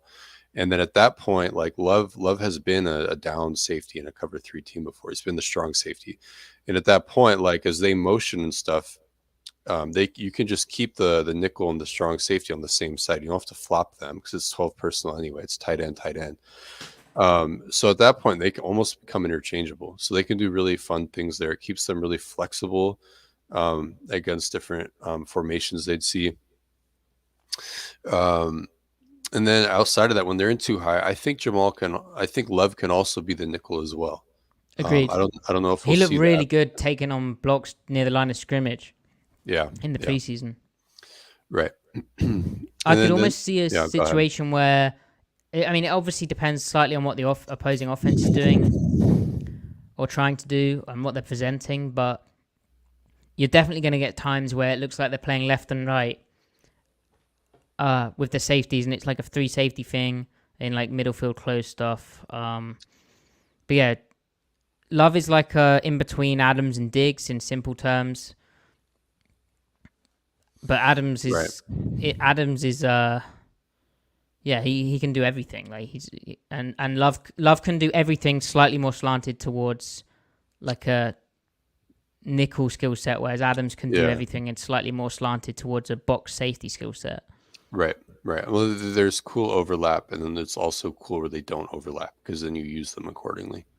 So yeah, it's gonna be fun. And we were saying before we got on air how. I think before we got on air, how this is all just perfect for Jamal Adams. Like this is a dream for him. When he's ready to go, he's going to be inserted into a scheme because they're blitzing the nickel too, and not just blitzing the nickel, but like the nickel's the boot player against play action now. When you get field under center or a play action boot to the field, zone action to the boundary, they have it so that guy can crash the boot. I mean, you want Jamal coming down like a crazy person on the quarterback. Right. And like their base over kind of reduced overlook. Adams is the strong safety. Adding onto that, it's going to be awesome. Same with Julian Love. This scheme is going to accent the safety talent Seattle has and the outside backer talent as we spoke about. Mr. Kerry asking about a possible 5-1-5 formation. That would be nickel bear, and we haven't seen that. Now, maybe they unfurl it, but I just don't think that's in their plans. They want to run in nickel 4 guys, so they just rush 4 and get pass rush with 4 and let the 2 outside backers scream off the edge without having to worry about coverage or, having too much space and having been able to adjust at the second level easily. Yeah, and they've schematically committed so much to getting like bare space post snap out of their 2-4-5 looks. Like it definitely is signaling that they don't think they need nickel bear. They've done what is necessary to not need it. Because again, like it's so flexible now in ways that it wasn't last year. Last year it was so static. This year they've got so many built-in answers to things. And this year a lot of the way they fire zone and nickel is basically creating bare spacing. Like right. Or at least like 5 down under spacing. Or 5 down over spacing, Yeah, that's important. Yeah, thank you. Like if you can't get true odd space post snap, at least get 5-man under space, Yeah. So James Tomlinson just wanted a recap of the defensive possibilities we might see getting Tariq and Devin Witherspoon playing outside cornerback and then Devin moving into the nickel. Is there any tape you can go off in the preseason that would suggest the Seahawks will use more man coverage of higher blitz percentage in 2023? So that second part we've kind of answered, but Reek Woolen and Devin Witherspoon, how really in week 1, the way I see that playing out is Trey Brown played well enough to earn left corner, but Witherspoon will get worked into the rotation as the left corner. And then the thing is, when Witherspoon becomes the nickel, that might actually be when Seattle's in dime, because I think it's going to be when they expect pure pass, and then they're going to do all kinds of... they can run like any coverage they want out of that. So you'll probably have Witherspoon in one slot, and then when Adams is back, Julian Love in the other slot, or maybe Adams in the other slot. It's going to be very interesting. Trey on the outside. I think ideally toward the end of the year, because last year, they had a rotation with Trey Brown and Michael Jackson because they were still running a competition well into the season, and Jackson ended up holding off Trey Brown. I think that we see series where Devin gets like nickel, gets the entire series at nickel. Although you're probably right. We probably don't see Devin and nickel on early downs unless it's like 2nd and 20 after a penalty or a big sack. I feel like it's going to be a 3rd down thing. And then it's primarily going to be Trey on the outside with the first couple of weeks, Devin getting his drives or series, like you said. And then if he ends up wrestling the spot away from him, we'll only see Trey on the outside when it's those nickel or dime situations where Devin kicks in, which would be fine. Because that means Devin earned the spot from a decent corner. And it gets into that stage of what is the offense presenting you with, because obviously Trey Brown's a shorter guy. And, if that offense, like how many offenses are going to have 4 genuine wide receivers, it's probably going to be a tight end you want to deal with. And then it's more advantageous maybe to have, as much of a competitor he is, Witherspoon's still 5'11", have him on the outside and put another kind of safety type in the slot to match up with a tight end if it's, say, 3 wide anyway. Matchups are important, and Seattle, in theory, has all the tools to be able to match up with a variety of stuff. They just got to get their heads together, and they will have been getting their heads together on the different personnel packages, because we can talk nickel and dime, but an example of this is the way that Seattle handles their pass rush. In nickel personnel, they will call cheetah when they want their best 4 pass rushers out on the field, and that tells the D-line, I'm in the cheetah package, I'm going on. They'll have the same kind of packages for their coverage groups, which they'll plan throughout the week. So very interested to see how that shakes out throughout the season versus different opponents. Okay, Beelzebubba, would you anticipate more base defense looks while Jamal Adams and Witherspoon are out? No. Yeah, I don't think so. No. John Fraley, among young defensive backs on the roster, not named Drake Woolen, who's the next great one. Interesting. If we're calling Trey Brown young, because isn't he like 25 now? But I'm gonna go with Jarek Reed. He looks real interesting.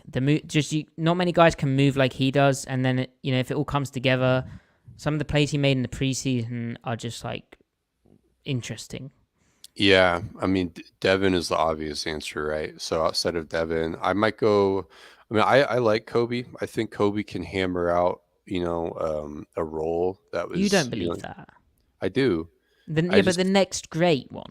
No, I'm not saying he's going to be great. Okay. I'm saying I like Kobe, but I think Jarek Reed can be a legit starting safety in the NFL. I really like his skill set. I like his burst. I like his density. I like his long speed. He clearly knows what he's doing. He knows what offenses are doing, at least as much as you can tell off of 3 games of preseason. So, it's crazy. He looks like the Quandre Diggs ready-made replacement. There are similarities there. And he's not just doing. It wasn't just the plays where he like made a play on the ball or on the ball carrier. He's doing a lot of the boring stuff where like 90% of his plays where the ball doesn't come to him. The ball doesn't come to him on a lot of those because he's doing the boring stuff right. Classic safety stuff. Yeah. The way he like bails into like a deep post when he gets deep play action, that was just interesting to me. Looked good. Yep. Nailing down on a dig route, on a crossing route from a hard quarter. Efficient footwork. Yeah. Those routes had no chance on him. So yeah.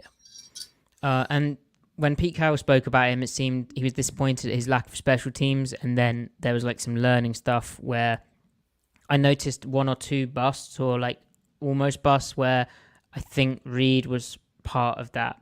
Like obviously you can't attribute blame directly to one person without knowing what's going on, but I think he just needed to learn that sort of stuff. But like that's why you have Quandre Diggs.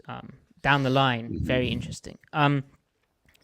Cameron Hughes, what exactly is power stepping, mirror stepping? And I think the other one mentioned is pure stepping, if I remember it correctly. I can't infer what they are, but wouldn't be able to identify it on film, thanks. Oh, you can infer what they are. Okay, so power stepping, 1 gap, 6-inch forward step from a defensive lineman playing in an outside shade, striking the guy in front of them, responsible for one gap. Mirror stepping, 6-inch lateral step, looking to catch the angle of departure from the guy you're lined up on. You're lining up inside shade or head up, and it's basically 1.5 or even just 2 gapping.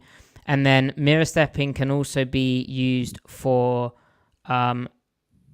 like we've used it for cornerback technique. So when you mentioned pure stepping is a cornerback press technique where rather than read stepping, which step kick press technique, I take a 6-inch lateral step with my outside foot to protect myself on the fade. After that, I read the receiver's release until he's left my frame. I don't need to kick outside when he leaves my frame, being I can place my hands on him and I'm not reaching outside of my frame. My feet are underneath me. My feet are still coming before the hands. When he leaves my frame, I then kick backwards out there. So that's read stepping. The pure stepping is you don't take that 6-inch lateral step with your outside foot. You just are waiting and mirroring the guy at the line of scrimmage. You don't need to protect yourself on the fade, and it can look a bit more like soft shoe. Soft shoe slightly different, but yeah. Cameron, if you go on Coach's Insider, Oregon, University of Oregon DB coach, I forget his name, which is bad of me. He did a press man clinic with pure stepping and the read step. I think the read step's called a peer step. So peer step and pure step. But interestingly, Richard Sherman, when he was talking to Pete Carroll said how he had Tariq Woolen pure stepping, and he is a pure stepper. I asked Pete Carroll about that in Germany, in Munich. Like, how does he decide? He just says watching guys, because they get so much time with these dudes. Right. Cameron also asked, this question's from one of your streams a couple of weeks ago, what exactly is palms coverage? Cameron, the other stuff we'll answer another time. But yeah, palms coverage. So involves 3 players. People often forget about the third player. Form of middle field open. Corner reads number 2. Safety reads number 2. We'll start with those 2 players. If number 2's out within 5 yards, the corner breaks and takes number 2, and the safety works over the top of the number 1 receiver. If number 2 is not out within 5 yards, the corner covers deep and the safety covers the 2. Right, Griff? Yeah, with inside leverage. It's a form of quarters, basically, with a specific rule that can make it look like cover 2 post snap. It allows the corner to be the flat defender when needed in quarters. Typically, he's not the flat defender. It's that third player that you alluded to. And in Seattle's system, they'll often check like a middle field open coverage into palms when they have a slot formation. So the number 2 receiver is detached to that side of the field. What's cool about palms is how it impacts that third player we mentioned, which could be an inside backer, could be a strong safety. But his read is basically off the third player in the coverage, Griff, because if the third player in the coverage breaks out very quickly and the corner and the safety are reading the number 2, that can quickly outflank the coverage unless you have that third player breaking with 3 on the flat. Mm-hmm. If 3's not flat, he just drops into the curl, right? Is that simplest explanation? Yeah. But if 3's flat, he takes 3 through to flat, right? Yes, he does. The other thing with palms is, usually it's quarters, right? So you have a quarter flat defender, but because it's a palms read, a 2 read, the corner can play that. It allows the near that third defender, whether it's the nickel or the will, allows him, if the running back, say it's 2x2 formation, so only 2 receivers to the palm side. If the running back blocks, he knows he can kind of gain a little bit of depth, so he can help on the in breakers a little bit more and kind of curl drop like it's cover 2. Like you can cheat a little bit. That's how the 49ers do it. Roberts, they do it the way Coach Saleh's coached it, and he just gets all of his palm stuff from Pete Carroll for the most part. So I imagine you can still weaponize that zone defender, and he's not just a flat defender. He can actually gain some depth. And what I love about it is how it helps you fit the run, because the third defender. If they're reading the three, so their three's often a running back, so they can really help out against the run easier. And so when you add like a pressure to that as well, or a line movement, and then have a guy who's like the third player in the Palms coverage, their coverage really fits how they defend the run, and the way they defend the run really fits their coverage, and it all just blends together nicely. All right. And Griff, we're answering all these questions. We got to let's do a speed round. Let's zoom. Would love to know how former Pete Carroll assistants scheme up defenses, Jets, Cowboys, 49ers, that make them more effective than Seahawks' current D. They accent their outside linebackers the way Seattle's doing now. The Cowboys play a lot of cover one man gapped out stuff, and lots of safeties. So Seattle's kind of doing lots of safeties thing that the Cowboys do. The Jets are fake, but they do the accenting of the outside backers with like tackle end exchange games into zone in a kind of similar way to Seattle is spiking their outside backers, but more fake. And then the 49ers have a ridiculously talented front and we're also fake. They all have one thing in common, and those D-lines are insane. Those three teams are all like, they're three of the top 5 defensive lines in the league right now. Yeah. And credit to the coaches, they harness that to the full extent. They take full advantage out of it. But I mean, the Jets D-line is insane. Cowboys D-line is insane. The 49ers D-line when healthy is insane. So a lot is there. Now, keep that in mind. The Seahawks had, over the last 12 weeks of the season last year, better pass defense than 2 of those teams. And that's without a 4-man rush, even remotely close to what those 3 teams had. So they're on the up and up, especially if Mafe is for real, Derek Hall can contribute early, and Taylor can put together a full season. And Draymond Jones, good player. Yeah. Their scheme is kind of fake, but I'd say Seattle's doing elements of what they're doing now. So Almagar, and the reason that it's elements of what they're doing because Dan Quinn, Pete Carroll, Jets, Robert Saleh, Pete Carroll, Diners, Robert Saleh, basically, Pete Carroll. Yeah. Almagar is quarter, half, cover 3 or cover 6. Can it be both? No. Quarter, half is cover 6. How do defenses decide who's covering quarters and who's covering the half? Strong side of the formation or the hashes. So quarter, half, cover 6 is setting the quarter side to the strength. So you could call the strength off the field. So the wide side of the field, you could call the strength of where the most receivers are. That's the 2 ways that teams do it. Generally in the NFL, because the hash marks are tighter, they're going to play the strength to where the most receivers are. The inverse of quarter, half is half, quarter, which the Vic Fangio tree calls cover 8. Scott Myers, who are your 5 all-time favorite Seahawks? Griff, rapid fire, come on. Sean Alexander. Sorry, I know it's a normie opinion, but Sean Alexander, he's got resonance from when I was just a young lad. Fair enough. Cam Chancellor, Bobby Wagner, Michael Bennett, Earl Thomas. Yep, mine. Cortez Kennedy, Marshawn Lynch, Cam Chancellor. Oh, I didn't even say Richard Sherman, bro. Yeah, I too many of them. That's yeah. Doug Baldwin, because also not just for the player he is, but the way he's a real cool guy right now. And then I've got 2 more. Yeah, you spent 3. Richard Sherman and man, Earl Thomas was so cool. There you go.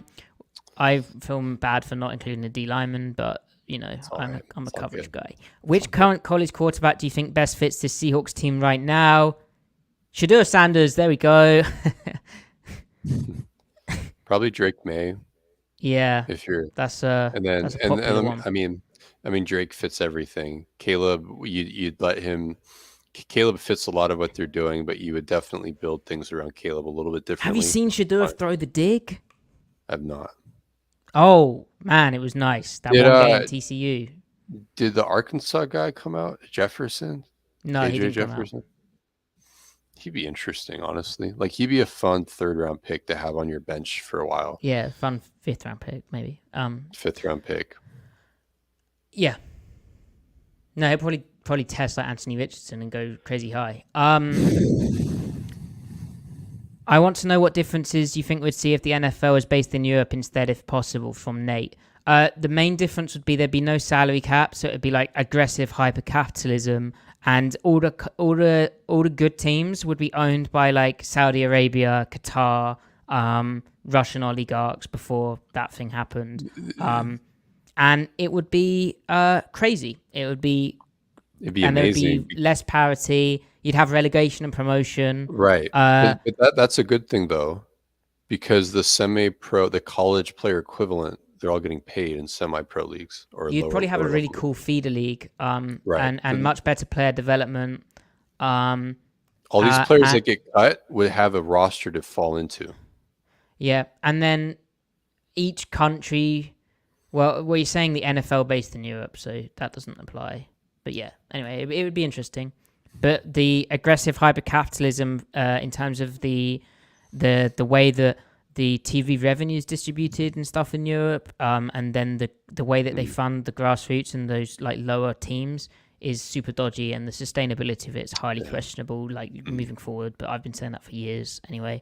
My team, Newcastle, was owned by Saudi Arabia, so there you go. Brilliant. Taylor K. Long, more of a prompt than a question. I'd love to hear a bit about everyone's journey for learning ball. If there were specific games, players, etc. that made you want to learn, who or what your favourite resources were, etc. Hashtag Seattle Overload. I should say Nate used the hashtag Seattle Overload. About 4 people used the hashtag. Do you have problems following instructions? Because we had 61 questions, people, and only 4 of you could use a hashtag. Be better. Okay. You guys have made Matty angry. Yeah, but Taylor, my main thing was obviously the Legion of Boom, like wanting to understand a bit more like how it actually worked, and like how they were so good at just doing supposedly one thing, and like, you know, which we learned is like not as true as it sounds. Right, not as true as it sounds. Obviously, narratives happen, and then like, you know, people would post that Nick Saban's cover 3 rules, but it turns out Seattle had their own cover 3 rules, which are really cool. So I wanted to know about that. Then another thing I remember is wanting to know like how Sean McVay was doing everything so well, because he took the league by storm, and the way his series offense kind of approach, especially at the start, was very intriguing to me. Griff? Yeah, I mean, very similar. There was a desire to want to like understand like what I was seeing, because I was so intrigued like watching them play and everything they were doing. But then you know, I would see, you know, very smart people discussing something very unique, and it jumped out at me like a piece of really cool trivia, like a piece of lore. And I'm like, oh, that's a cool thing. I wonder, are there other players that can do that? And then that snowballs. Then eventually you start to learn like cover 3 match rules. And then you start to learn, well, okay, well, why cover 3 though? Like, what's the actual theory behind it? I know the rules, but now why? And then that just kind of starts a journey of really trying to understand like why anything, like why an overfront. Okay, I know what an overfront is, but why an overfront versus an underfront here? So it's those kind of questions. And then I've learned so much football just through like asking you questions, and like that journey, like it's like the Socratic, that's way too self-absorbed, but it's just always like being inquisitive and innocent. Yeah, like we've answered a lot of our own questions just through like noticing patterns and conferring with one another. But then also yeah, Griff and I would mess each other loads, but the main thing most of the time was trying to work out how Seattle's defense was working. But you'll be surprised how nice people are, like coaches on Twitter. Yes. Just DM them or just tweet them. Like we harassed basically Jake Heaps, asking him about how Seattle was playing a coverage. And we got a really vital piece of information. And we got a huge answer eventually from Jake. You know, there's all these sorts of stuff that you can do. There's. Go ahead. a lot of it's pattern recognition though, because like you can see one play. Even now, I'll see one play and be like, "That looks weird or odd," but then you'll see it in a similar situation down the line. You're like, "Oh, that's what was going on there," because they got a different thing from the offense, Yeah. or vice versa. But big resources were Bo Pelini 2013 installing Nebraska's defense.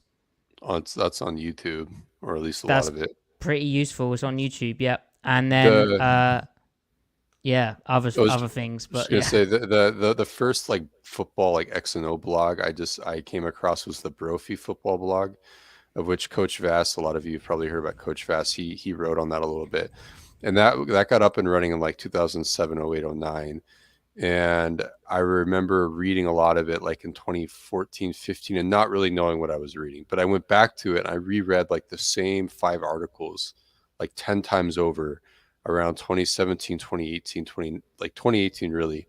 And then things started to click. And then also there was the USC Trojan football analysis blog. Oh, Which was like rest in peace. that was where I learned what a bear front was, what an eagle front was, and that's that still on Web Archive because I delved into there when I was researching how Pete ran bear at USC. But that is incredible. And that just gave me like working knowledge of some of the vocabulary. Again, I didn't know what to do with it or how to apply it, but I knew like it was interesting to me. Yeah. And then it just snowballs. And like but anything, truly, I started watching football in 2012 without the internet and the kindness of other people, and I only really started caring fully about scheme in 2015 after playing Madden. Like, the internet is so powerful, but you just have to be persistent and, like, you can have like a surface level interest. That's fine. I appreciate it doesn't have to be as nerdy and weird as we make it sometimes. But if you want to really learn, it's just like a constant thing. But a good starting point is asking people, searching key terms on YouTube, on Twitter. The amount of coaching clinics, like you might get lost by, you don't need to know all the terminology, but the big thing is that inquisitive, like why did that player do that on that play? How did it help the teammate next to them? And do not watch the ball. Like that's the other thing. Mm-hmm. And Chihuahua Loco said, who are other good football experts and resources to learn about football? Well, I mentioned Nate Tice earlier. Nate Tice, Deontay Lee, the stuff they do at The Athletic, and Nate got a job for Yahoo Sports, where he's going to write a column, I think, on the NFL. I mean, in terms of their football coverage, that's great. In terms of like learning technical football, Coaches Insider, the coaching clinics they have Night Coach of the Year clinics. Check that out. It's fairly cheap to Coach Tube as well. A lot is on YouTube. Any term you hear, like Palms coverage, you can YouTube Palms coverage. There are some shorter videos, and if you just watch it and then rewatch it a couple times, you'll digest it and then you'll start to kind of grasp it. Also, you can search key terms on Twitter and you'll find coaches and film Twitter breaking it down in digestible like morsels, and you'll learn it. So because it's about understanding the rules. Because like when it comes to Palms coverage, it's like all you need to see is a rep of 2 going out in 5 yards, a rep of 2 going vertical, a rep of 2 going in, and then 3 fast, 3 flat with the same stuff.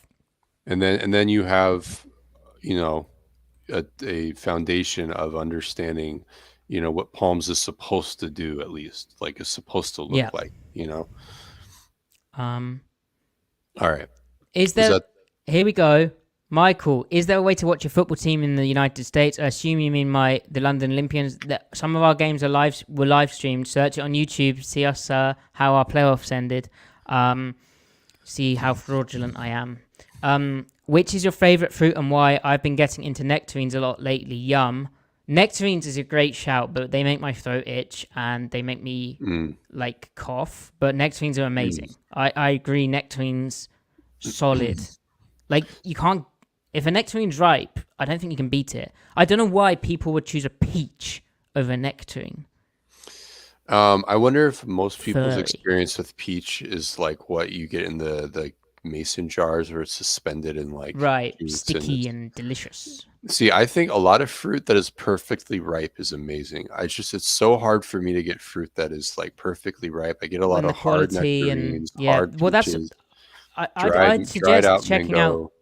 checking out nectarines because they're I always love pretty nectarines. good. You know what It's I'm going to hard to throw in mess one there? up. You know what I'm going to throw in there?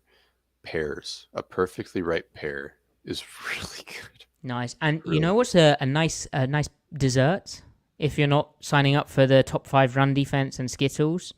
A poached pear in masala with a creme fraiche, or yeah, that's a nice pudding Very interesting, Matty. with a Very bit of cloves in there or something. That's Nigella Okay. Lawson. Are you familiar with Nigella?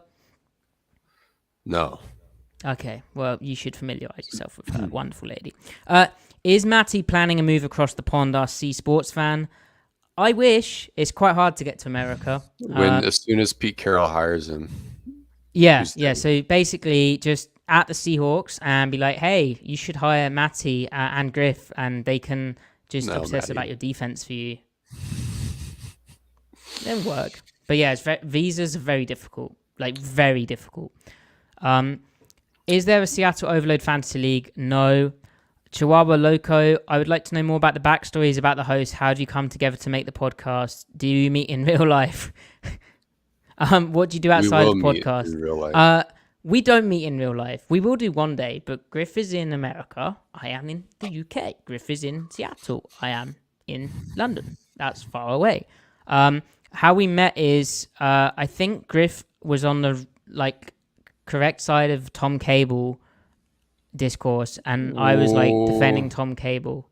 You weren't the way I viewed that thread in hindsight. So our first interaction was adversarial. It was not an argument. We were playing nice, but we were disagreeing with each other, and I had no idea who you were. I don't think you'd ever seen me before. You weren't. I don't even remember if you were defending Tom so much as you were just like drawing. It was more the Schneider. Lines. Maybe Schneider, yeah, but you were like drawing the lines of like we need to define what is quarterback and what is player, like what is the coach and stuff. Anti-Russell. And yeah, it kind of worked out. And I think what we realized is that we both, like in hindsight, like would half agree on that thread. Because Cable was bad, but that doesn't mean that the other things we were seeing wasn't also what you were saying, Wilson. Anyway, but then later on, we're both kind of doing our own thing. And then there's a play, I think, that Sam Gold posts of a cover 3 play. And it was like weak rotation cover 3 versus empty. And I thought it was quarters. And then I thought, oh, no, wait, maybe it isn't quarters. You suggested to Sam what you thought it was. And then I asked you a question. I thought, wait a second. I thought in cover 3, only the weak hook matches. Why does it look like the mic is carrying? And then you were like, yeah, that's weird. And then we talked about it in the thread, in the DM. And then you eventually found an example of the exact coverage on Cody Alexander, which he is a great resource website. Oh yeah. Do you remember this? Yeah, and that was what started our DM thread, and then a friendship flowered, and then a podcast happened, and then us raging about cover 3 and everything. And that's how the real conversation started. I just remember like all that right now.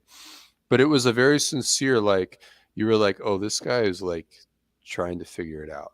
I'll dialogue with him. And I was like, oh, he's really into this shit. Okay. I'm going to go on with this conversation. Yeah. We're sickos. That's right. And then the first podcast that OG Seattle Overload fans will know was a Jordan Brooks reaction, and then we watched the tape. Wow, Jordan Brooks is pretty good. But I think we wanted to do a podcast just where we could ramble, but we've become a bit more structured, hopefully, as we approach over 2 hours.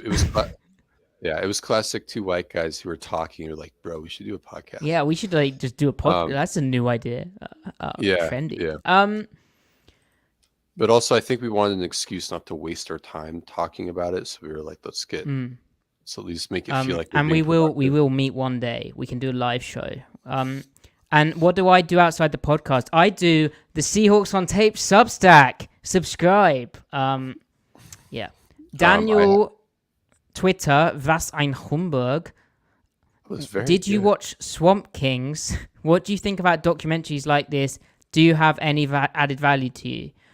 Did we watch? I didn't. What do I think about documentaries like this? I think they're just PR, sports washing. Do they have any added value to you? No. So I mentioned Newcastle United. They had a documentary where they it was just like a massive PR puff piece for their ownership, the Saudi Arabians. It starts in Riyadh, the capital of Saudi Arabia, with the PIF, Public Investment Fund director, and their attempts to deal with the subject of sports washing are really poor.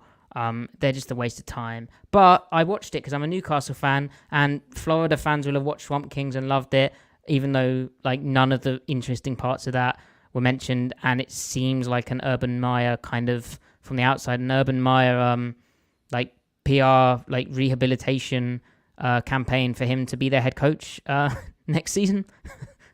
Griff? Mm-hmm.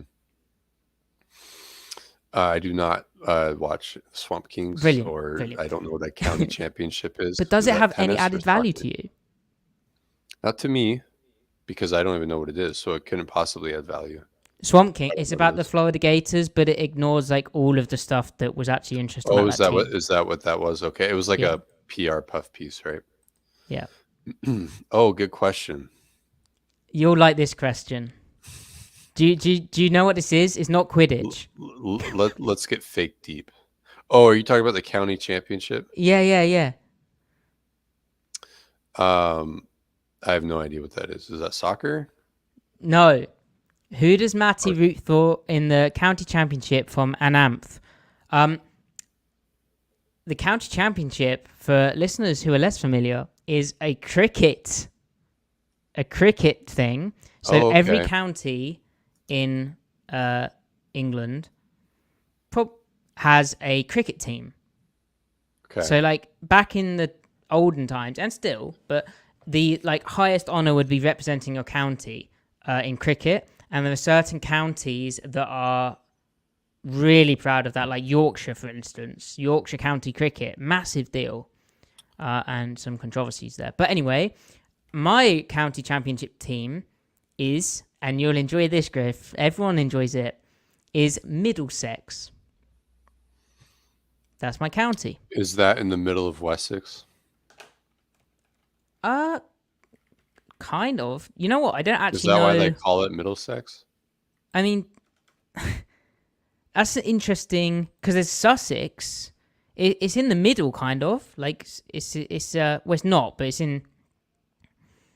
So the county's name derives from its origin as the Middle Saxon province of the Anglo-Saxon Kingdom of Essex. But like, anyway. But the cool thing about Middlesex is when they're playing short-form cricket, so not a test match, which happens over 5 days, but like limited overs, so like limited balls pitched or bowled, they play in pink. How cool is that? That is cool. Good friend and just all-around awesome guy and very accomplished author, Shiv Ramdas on Twitter. He's a big account. He's been gracious enough to teach me about cricket, and I actually have some working knowledge about cricket now. And it's a hilarious sport. Like, it's a great sport, and I'm surprised it never caught on here. Obviously, it's too complicated for the American baseball. You know, yeah. You need your rounders. Because they play cricket in Australia, right? Yeah. But they play cricket all over the world. Well, except I say all over the world. There is kind of a theme between, that whole empire thing. Yeah. Because it's played in Latin, or it's played in the Caribbean, right? Yeah. Also? West Indies. So I wonder how baseball and cricket intersects in Australia culturally, just because of the very like minor similarities of you've got a stick and a ball and you Well, I smack the don't crap think out of the is ball. baseball a thing in Australia. Oh yeah, they play. I mean, it's part of I think the I imagine baseball's for the failed Pacific Ring. cricket players. Well, so baseball is huge. Excuse me, in the Pacific Ring, and Right, like so and Japan. like Australia sends some players to the majors and to other competitive baseball leagues. Really? Oh yeah, the Mariners have a guy Ryan Rowland Smith. I mean, baseball it has a foothold in Australia. It's just for chuckers. Are you familiar with the term chucker? Is that like the pitcher? It's illegal bowling. Like, because when you bowl, you have to have a straight Right, they arm. call it So a if bowler. you're chucking, you're Maybe, but I imagine if you grew up playing cricket, you probably grew up playing baseball in Australia and vice versa.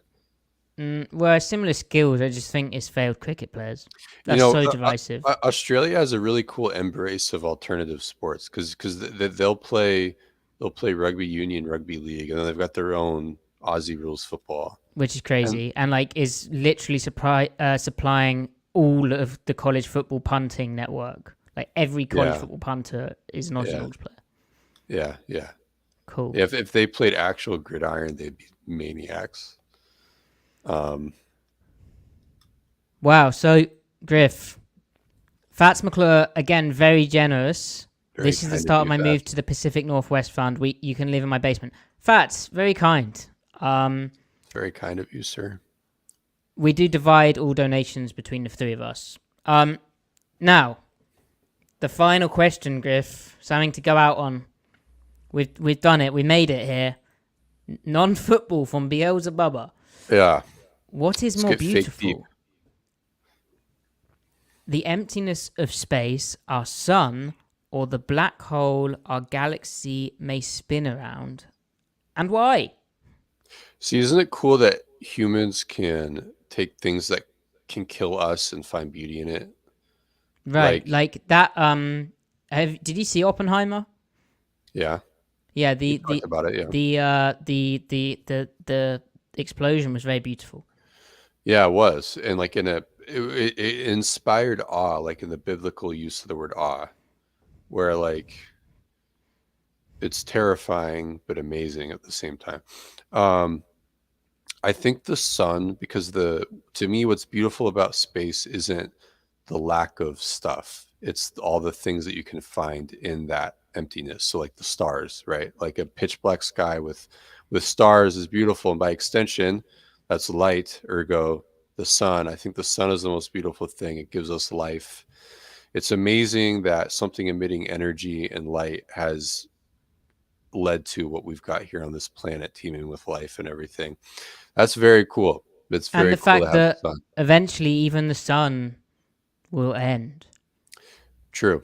True. Not forever. And now the black hole, I wouldn't use the word beautiful. I think it's terrifying, but it's equally fascinating. The black hole might be the most fascinating of all three of those things, but I don't think it's the most beautiful. I think the sun is the most beautiful. The black hole is the most fascinating. And the emptiness of space. I mean, I think it's the things that occupy space that's beautiful. All right. Although what's your answer? the emptiness is beautiful in that you don't matter. Your In a insignificance. metaphysical way. Yeah. Now, so you can take that though, and you can derive meaning because it's to say, who's to say that you're no, wait, what am I trying Less to say here? significant than another little dot. Yeah. Right. Yeah. Like it means you get to imbue you get to be in charge of what you imbue with meaning. There isn't some. But yeah. But of course, if you got a different belief system, that's great too. It's But- all love here at Seattle Overlook. But yeah, the sun, and how, yeah, the sun. We're gonna go with the sun. Right. Thanks everyone. Lovely All right. questions. We should do mailbags more often because that's a lot of questions, and we Yeah, I'm haven't really previewed the Seahawks season. You guys did a great job with all the questions. Because Yeah, that thank was- you guys. I thought we get Griff, like 12. what's their record this year? 12-5. 12-5. Let's Yeah, go. no, I mean that's a foregone conclusion. They'll win 12 games. Of course. I think 11-6. Oh, All right. you're wrong. Thank you, everybody. Have a good evening, night, morning, day. Goodbye.